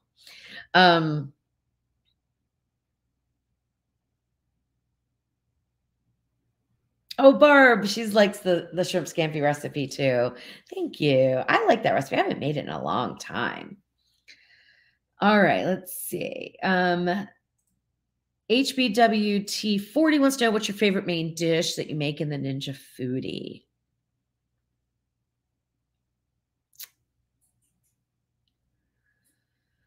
Gosh, that is so hard. Because I mean, I say this all the time. I get this question all the time. Whatever I'm working on at the time, because I'm eating it and I have to love it because I have to eat it over and over and over again. But I will tell you one of the simplest dishes that I make that I do not have a recipe for that is so stinking easy. And it's something that, like, if Jeff's at work and I want to just have like a pasta and a salad, I'm going to screw up the words, how to pronounce this. But let me look it up. It's de pepe. It's Kiko de pepe, I think. Basically what it is, I can't even find it because I can't even spell it. Basically what it is I take spaghetti noodles and I put them in the Ninja Foodie and I pressure cook them for, I don't know, 2 minutes or so in some, usually I just use water or broth. And then I add butter, a lot of cracked black pepper, and Parmesan cheese. That's like my favorite easy, just go-to thing. And then I'll serve it with some salad. I love that. And it's so easy in the Ninja Foodie. And I'll tell you why. And this is interesting because I'm about to send out an email, which I should have sent out before this goes out, before I went live, but I forgot. So I'm gonna have to send it out either tonight or tomorrow. But in there, I'm talking about the benefits of pressure cooking and time. Saving time is one of them. But it's not always about the time, like, because I'll get pushback on, well, this recipe would be quicker if you just boiled it on the stove or whatever. Yeah, maybe. Okay. Maybe it would be after time to pressure is figured in and natural release time. Maybe it would be quicker. But guess what you don't do on the stove often is walk away for the entire cooking process, because you have evaporation when you're on the stove, and you could technically, depending on what you're making, obviously, but you could technically boil out all the liquid and end up burning your food. Where the pressure cooker, that's never going to happen. Even if you don't get back to it for 4 hours, like, you might overcook your pasta, but you're not going to burn it up, right? Because there's no evaporation. You're not going to lose the water or the liquid that you're using. So I like it more for the set and forget it than anything else. There's a lot of other things that I like about it, but I just love the fact that I can put something in. So when I go home and I'm done working and I want something really quick, and I can throw this pasta in with however much water, because I don't usually measure when I'm at home. I just throw in the pasta and throw in some water. Doesn't matter. I try to get it so it's perfectly right, but it doesn't matter to me. And then pressure cook for whatever 2 minutes. Then I can go and feed the dogs, and I don't worry about it. It comes to pressure. It does its thing. And then by the time the dogs are done, I'm ready to finish it up. And I love that. And I don't do that on the stove. For some reason, when I'm cooking on the stove, like I'm near the stove all the time. I don't know. So for me, I love it. All right, let's keep going. And then we're going to go ahead and I'm going to sign off here because I'm going to, you know what I did? So tonight I didn't know what I was going to have for dinner, but I had one of those breakfast strombolis. Oh crap. You know what? It's a breakfast stromboli. I was thinking why was I thinking it was an air fryer calzone? I think this is a breakfast stromboli. Anyway, so I was going on vacation. I like to tell stories, so I'm going to tell you. You don't have to listen. You can say goodbye. But anyway, I was going on vacation and I took a shortcut and I just put this breakfast stromboli on a tray with parchment paper. And I put it in the top part of my freezer where my ice is. I turned the ice maker off and have it up there. So I've been looking at it since I've been back. I've been looking at it and I'm like, I've got to get that sealed correctly. Like I've got to get that packaged correctly. It's not going to like live for long in the freezer like this. And sure enough, I needed some ice for my drink that I haven't even touched really. And so I was like, that's it. Tonight I am baking this and I'm just going to eat it for dinner. Or eat some of it for dinner. But guess what? It had already like in the freezer because it wasn't wrapped properly. It wasn't stored properly. It had already started to become dry, dehydrate. Because did you know that your freezer is a dehydrator too? It is. Started to dehydrate. So the dough that used to be so nice and lovely is now like cracker thin because it just sucked all the moisture out of it. So I have no idea what I'm going to have for dinner. It's in the oven. It's been in the oven. I put it on because it's frozen solid. So I put it on 250 and just thought, let it just bake the whole time. I don't even know why I'm telling you that story. I forget why. But anyway, I don't know. Why am I telling you that story? I don't even remember, but that's what I'm having for dinner tonight. Maybe that's why. I don't know. Okay. Crystal wants to know, do I have a recipe for chocolate cake? Let's see. I have a red velvet cake, which is technically a chocolate cake, but I have flourless chocolate cake bites, but I do not have a straight up chocolate cake. And I do make a pretty good one. If I could find the recipe from when I did my friend's wedding cake, I did a white cake, a chocolate cake, and a carrot cake, because she had tiers. So I did 3 different types of cake. They were all so delicious. And I can't find the recipes for any of them. I'm very disappointed. Very disappointed. But that's who I am. I misplace everything. Okay, that's awesome. Your son's using it. That's awesome. That's great. Like if we can get all the kids cooking. I don't know if kids, and I for me, 23-year-old is a kid. I don't know if there's that interest in cooking, or is it coming back? I don't know.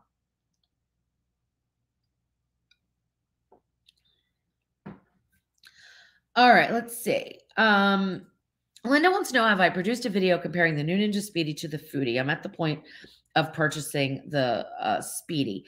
No, and I don't really think I would do a comparison video because they are 2 totally different things. I don't see the point in comparing it to the Foodie, but I do want to do an informative video about the functions. The problem is I'm not informed enough yet.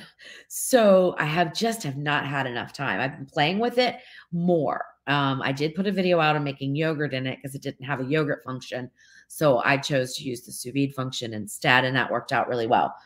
But as far as there are some differences with steam and bake versus steam and crisp. And I am wondering now, I'm going to have to do this. In fact, I need to put it on my to-do list to do tomorrow.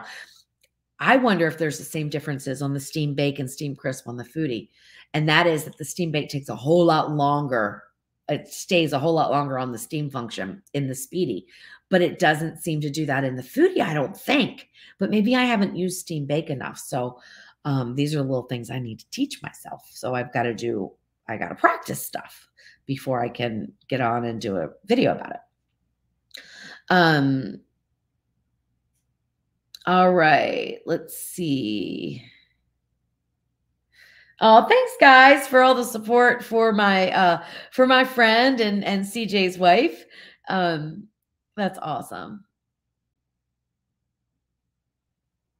Oh my gosh, I wish I had a cheesesteak sandwich. Somebody says they're waving hello around a homemade cheesesteak sandwich. I love cheesesteak. Oh my gosh. That's like my favorite sandwich. Robin, I haven't done it, but it is the springtime. I usually do it twice a year in the fall and the spring. So I will have to get that set up pretty soon.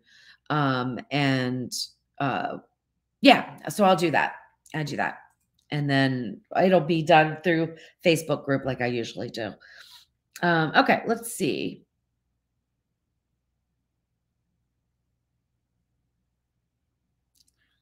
Okay, so Brittany saw the reel with Amber for the look, I was going to say broccoli again.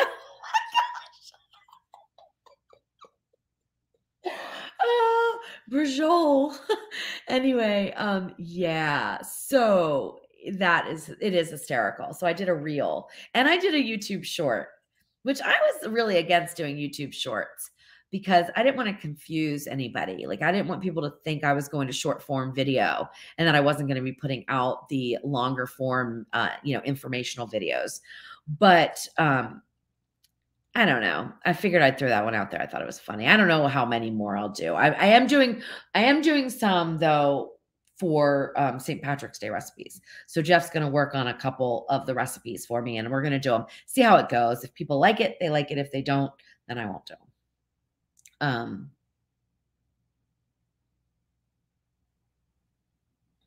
All right. Trisha wants to know if I have the Ninja air fryer 2 baskets. Yes, I do. As a matter of fact, it's right here by my left foot on this. I'm on a work top that has a shelf and it's right there. I love it, but I don't use it much because I don't have the need to use it much.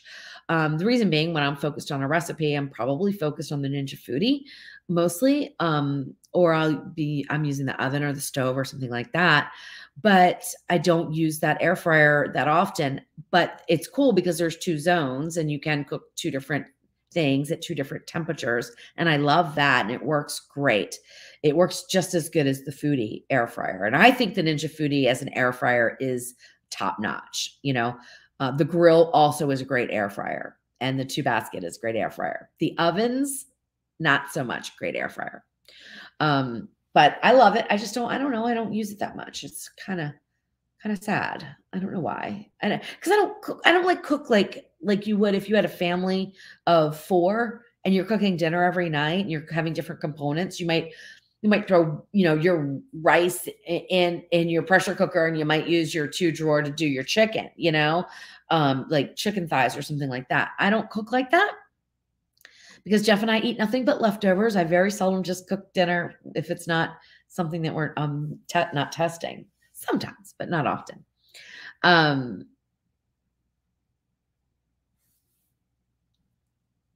Joni. How are you? Oh my gosh, a white chicken enchilada filling. Oh my gosh, that sounds so good. That sounds really, really good. I have a red chicken enchilada recipe, but it's actually the enchilada sauce. It's so funny. So when I was creating an enchilada sauce recipe, what do you think I did? Right? I live in Tennessee. I went and I bought a can of the most popular brand of enchilada sauce, and I looked at the ingredients to see what was in it. Right? And then I came up with my own version that's homemade, and apparently that's not true enchilada sauce at all because apparently it's a whole bunch of peppers. Mine doesn't have any of that in there. But guess what? It just tastes just like that canned stuff. Oh, well, Hey, Uncle Steve, how are you? Oh, thanks, Barb. She likes the Amish potato salad. I shared that link. Thanks so much.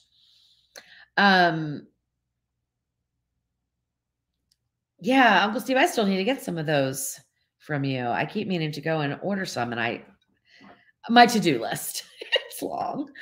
Let's see. Okay, Alaska Family Kitchen says sometimes she uses the baking soda. She uses the baking soda with the cornstarch. Um, oh, John. Okay. I didn't see that. Thank you. John blocked and removed Mania Land. Okay. Yeah, thanks, John. I appreciate that. I didn't see it. I thought I saw the name, but I don't know. I must have scrolled through it because yeah, thank you. Um And Deb says the first dish she ever made in the foodie was the stuffed chicken breast. That's a good one too. The stuffed chicken breast. I think I have two different kinds. I think I have chicken cordon bleu, and then I have an Italian stuffed chicken breast. I think I have both of those. Okay. I'm sorry, guys, that I didn't get to that quickly. Thank you so much, John. I appreciate that so much. Okay, George. Yes. Is it possible to overcook a brisket on the pressure cook setting? Yep. Yep. It is. In fact, it's possible to overcook any meat in the pressure cooker. And what happens to it is it's going to be fall apart, right? But it's going to be chewy and stringy and tough, and that's overcooked. And I had a problem with my slow cooker, always overcooking things. And that's why I never used it. Not the Ninja Foodie. I'm talking about before the Ninja Foodie was even a thought. Like I'm talking about 15 years ago when I tried to slow cook some things when I was a nurse, and I would think, oh, I'll, put this on slow cook. And when I get back from my shift, I'll have, a pot roast. Never worked out. It turns out I was always overcooking it, but I didn't know that at the time. I just thought slow cookers were terrible. I just thought I don't like it this way, but I was overcooking it. So yes, you definitely can.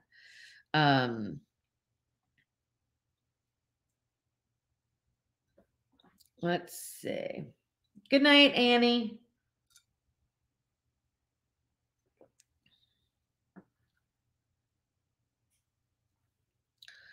So there's a little bit more talking about this jerk, and somebody saw it after you deleted it. It would have to be deleted. I mean, it would have to go from the feed. I'll go back and look, John, because I can go back and look when I get off of here and make sure that it is out of the chat. But if you removed it and blocked him, it should be gone. Let's see. Oh, MD. So never mind. So John apparently was quick on removing our little jerk this evening. And MD saying, I missed the drama, just pointing out that the channel needs a few more blue wrenches. What he means by his moderators. And you know what's interesting, MD, is I don't get a lot of that. I don't get a lot of people popping on here and being jerks. I really don't. But John is the moderator. He was kind enough to volunteer. And really, it hasn't been too bad. But if they get bad, I'm going to have to definitely, I'll have to definitely get some more people. But John, thank you. All right, guys, I'm going to be saying goodnight too. I'm not seeing your question, Sue. So Sue says, are you seeing my question? I did not see it. But I have top chat on. Let me look again. That's another thing with YouTube Live. Live on Facebook and on YouTube. But on YouTube Live, you have to go into the chat. I know I can't even find like where I've got a thing open. You have to go into the chat and you have to click from top chat to live chat. And I did it right before we went live. But let's see if it reverted back again. Oops. No. Oh, it did. It reverted back. So that's probably why I didn't see some of those negative things. Okay. So I missed a bunch of questions tonight. I bet a bunch of comments. But anyway, I did my best and I thought I did right. Now, apparently, I'm going to have to do it after I go live. I've got to go over there and switch it. What a pain. Yeah, Brittany would, but Brittany doesn't always tune in and she's busy. But I mean, I can put her on, and I think Brittany watches from Facebook, though, honestly. Okay, Jolene, do I have a recipe for mozzarella sticks? No, but I've been working on it for years. I can't get it right no matter what I do. If I freeze the mozzarella, if I change it to a provolone, I mean, I've tried all kinds of different things and I cannot get them to not leak too much. I thought I had it and I can't replicate it enough times. So, but I've got the breading all worked out. Everything's all worked out. I just have to get the cheese to stay where it belongs, and melt, obviously. So I'm working on it. All right. I am so sorry for all these questions that I'm missing. Sue, if you're still here, can you put your question again? Oh, Brittany Henderson, she's everywhere. She's on Facebook and she's on YouTube. Oh my gosh, she's so funny.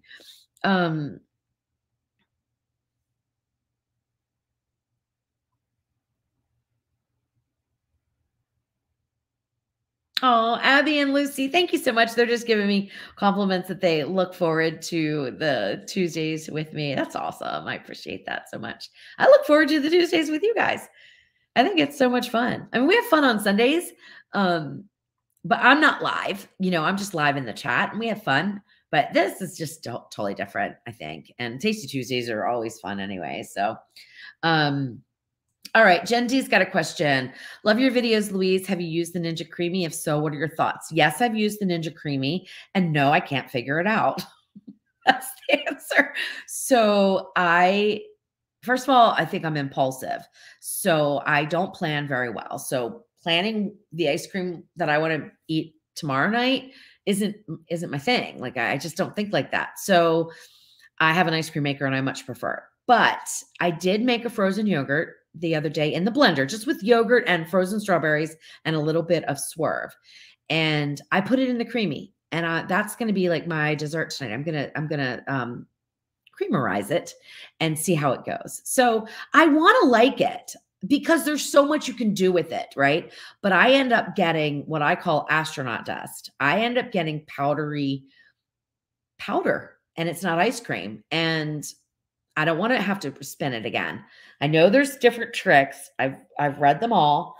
Lauren with the Tasty Travelers, she has tons of great recipes. So if you're interested in the Ninja Creamy, check out Lauren with the Tasty Travelers.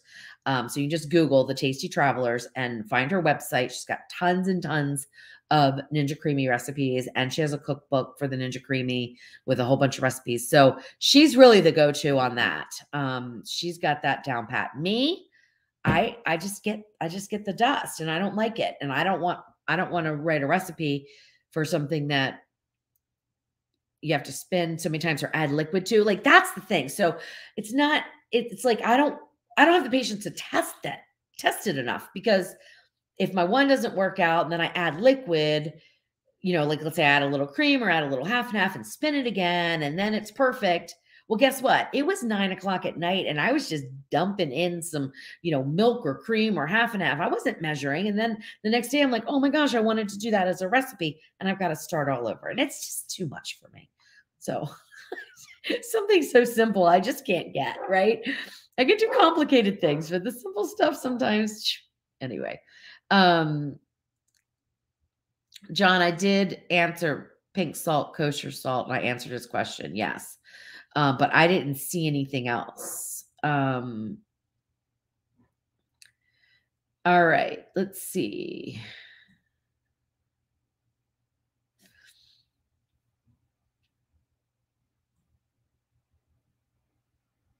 I'm going down here so I can. Good night, Sandra. Good night, nurse Sandra. All right, let's see.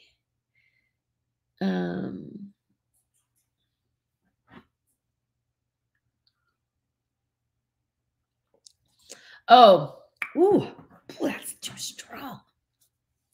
Lucy says, talk about your course. Is it lifetime with updates? Okay. It is lifetime access.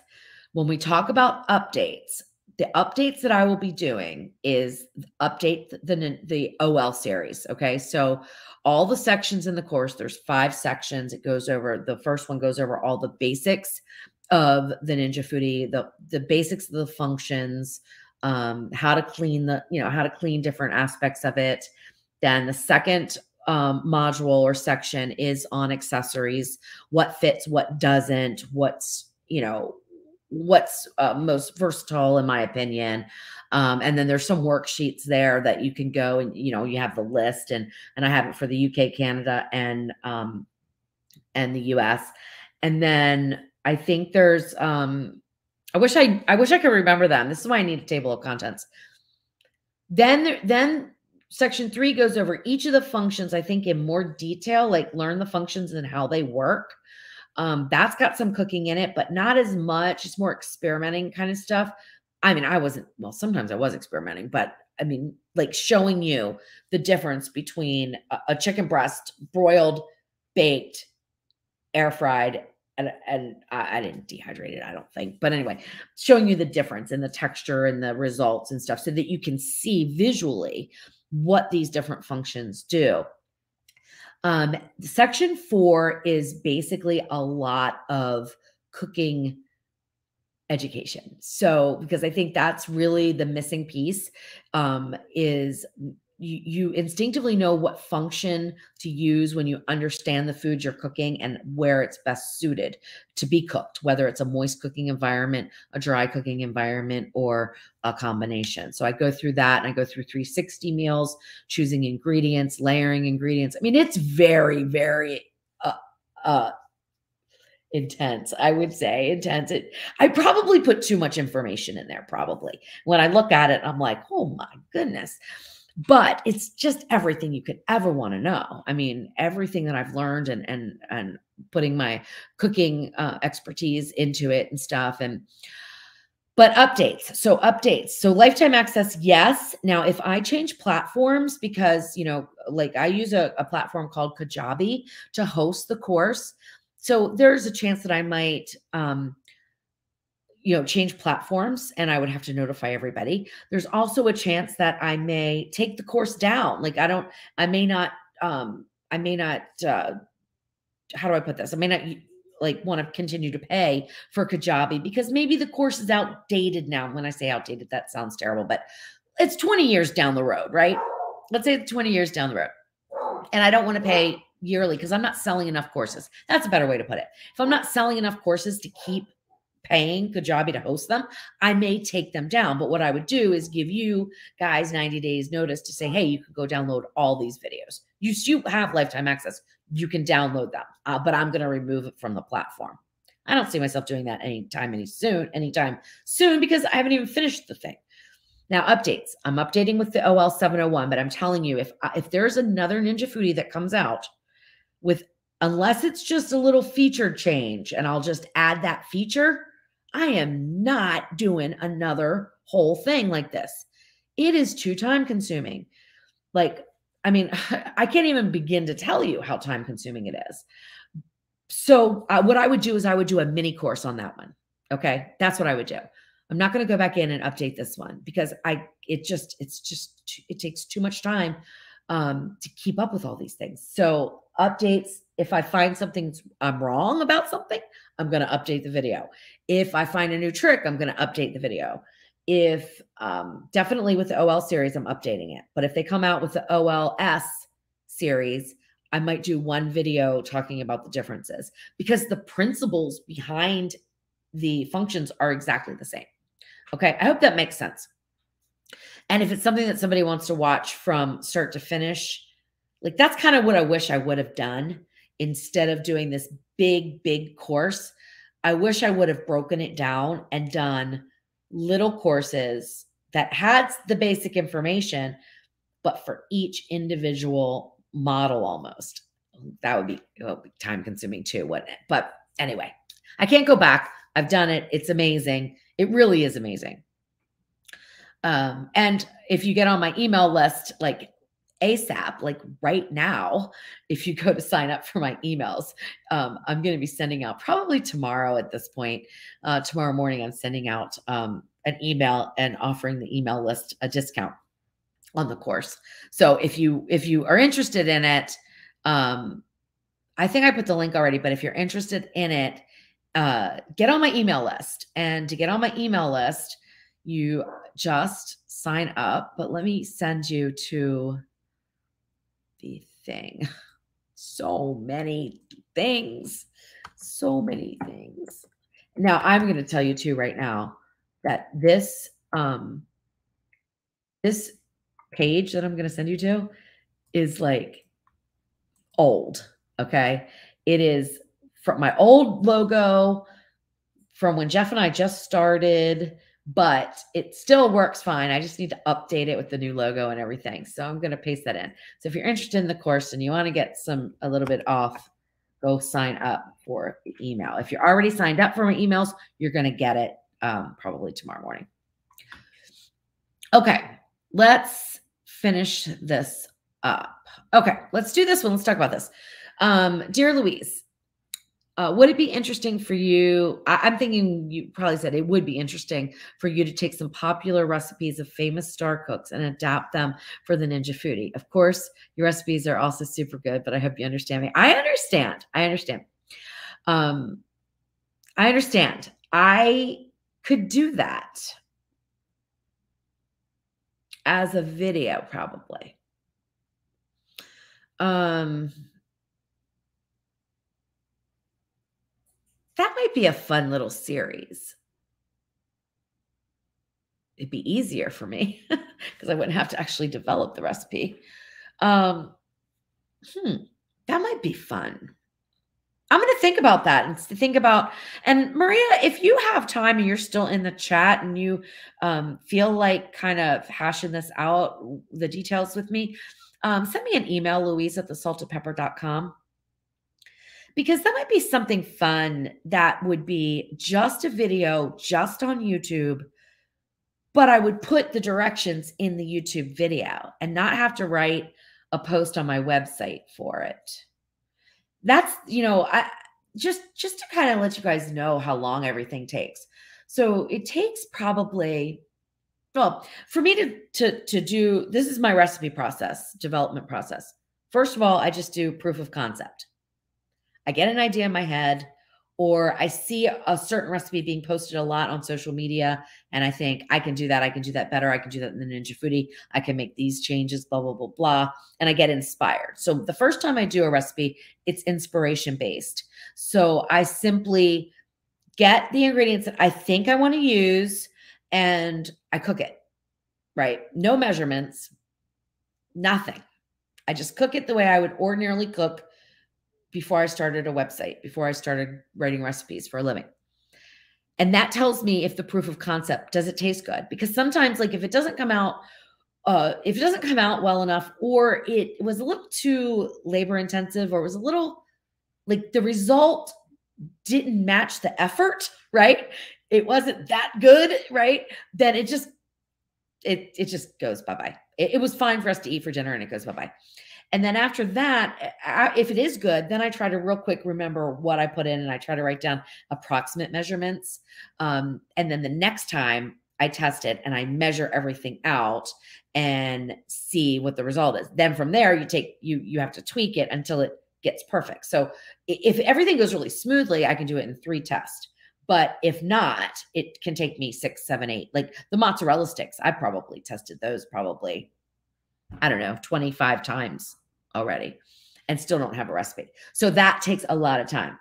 But when I do find a recipe or do make the recipe and it works out well and everything's fine, then it takes, I don't know, probably it doesn't take me long to photograph it because I don't really worry about the pictures so much. So for photographing, like literally, I could do that in like 10 minutes. I'm not a photographer and I do my best and that's going to be good enough because I can't concentrate. Some people will spend hours and hours and hours on their photographs. I'm not doing that. I can't do that.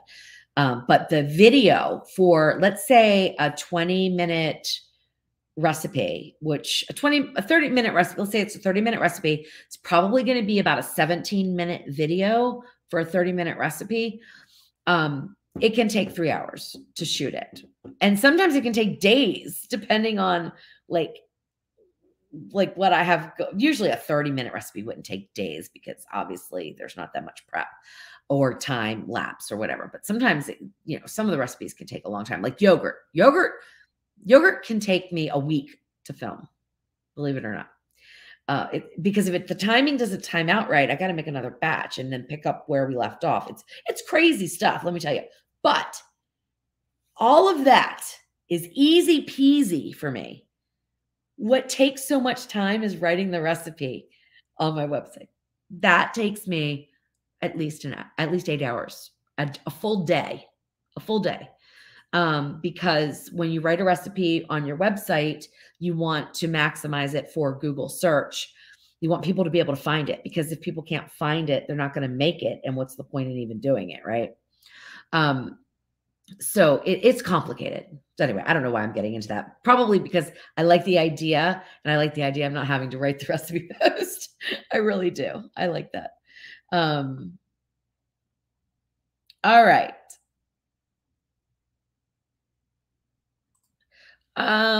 Terry wants to know if I tried making milk yogurt in the foodie. I might be missing something here. Maybe, did you mean soy milk maybe? Or, cause that yogurt is milk. I'm lost. I'm sorry.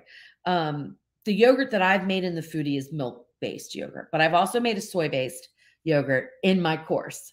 It was complicated, and I put it in the course for anyone who can't have dairy. And it was complicated and turned out fine though. But that's the 5th section is all cooking. So in the fifth section of the course, I go through cooking, and like sear saute, right? There are, I think, at least 9 videos on cooking with sear saute, because I go through shallow frying. I go through poaching. I go through, and I'm cooking this stuff. And there's a lot of recipes that go along with it too. So, I make a soup. It's something. This course is something, let me tell you. Like, it's no joke. It is no joke. It's probably like nothing you would ever imagine in a million years for an appliance course, because there's some that are out there for the Instant Pots that are just very, very basic. This is not basic at all. You will, if you go through the whole thing and you get through the whole thing, you will come out of it like knowing so much. It's pretty amazing. I'm really proud of myself. I got to be honest. I made pot stickers in there, and they are amazing. But I still don't have that recipe out because I can't find the right things. But oh my God, there's just so much in there. I can't even begin to tell you. So Robin got the course and she loved it, and she rewatches it. Yeah, that's awesome. I love that.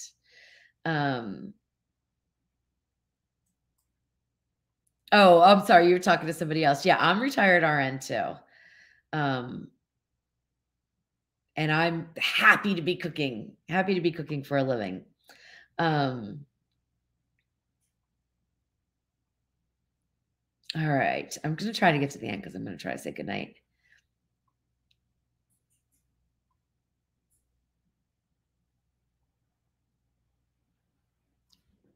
Okay, Maria, great. I look forward to getting the email. All right, guys. So I think we have gone 2 hours. Jeez. I just wish that I didn't talk so much. I can't help it though.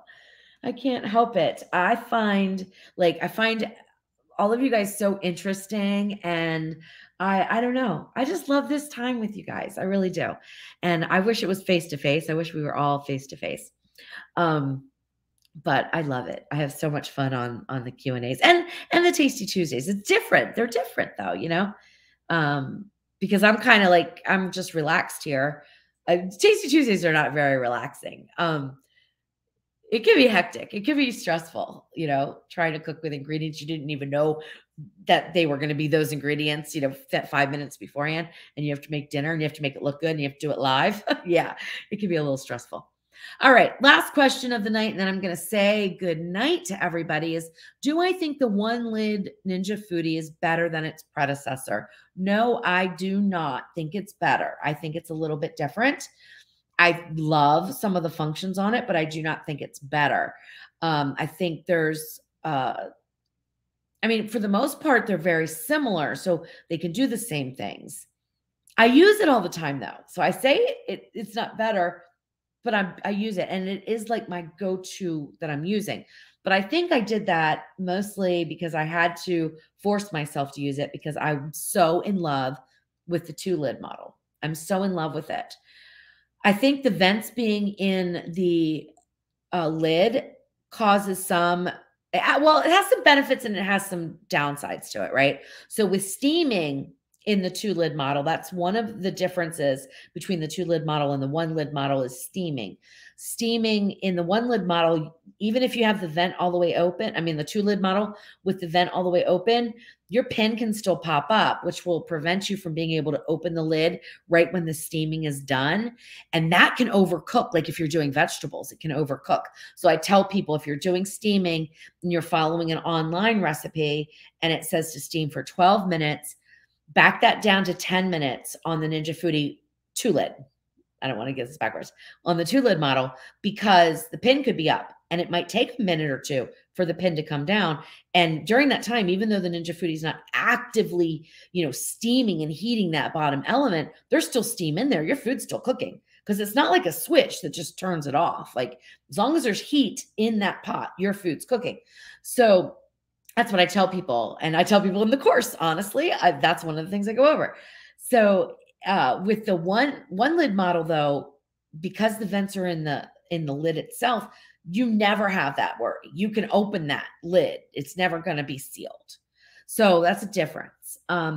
The downside to the one lid, in my opinion, is stackability. So if you're somebody who really likes to stack and do 360 meals, they're a little bit more difficult. I'm not saying impossible, but a little more difficult because you've got the heating coil in the place of like where the pressure lid is concave. It gives you some extra room for stacking when you want to close the lid, but with the coil, you can't do that. So there are some recipes that I can't make in the 6.5 quart one lid that I can make in the 6.5 quart 2 lids.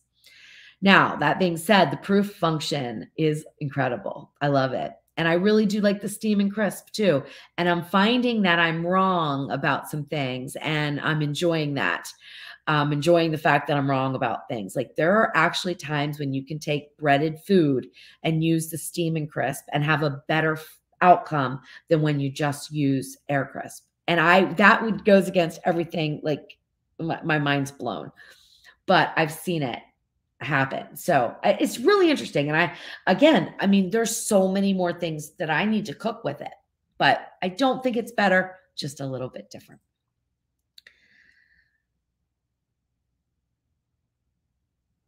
All right. All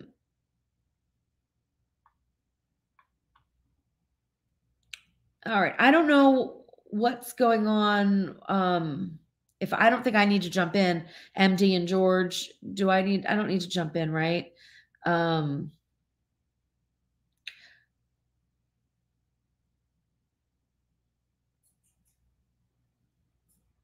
oh, okay. George, buckboard bacon. Okay. So buckboard bacon is a recipe and MD sent it to me, right? I didn't follow that recipe, the idea, like a video I got. And I was so fascinated by the process that I did it myself, not on a video. I haven't done a recipe for it or anything like that. But basically, if I remember correctly, you take a boneless pork shoulder and you cut it into slabs and then you put some curing salt, some sugars. I mean, it's a different kind of rub and you dry cure it in your refrigerator for X amount of days. Then you smoke it.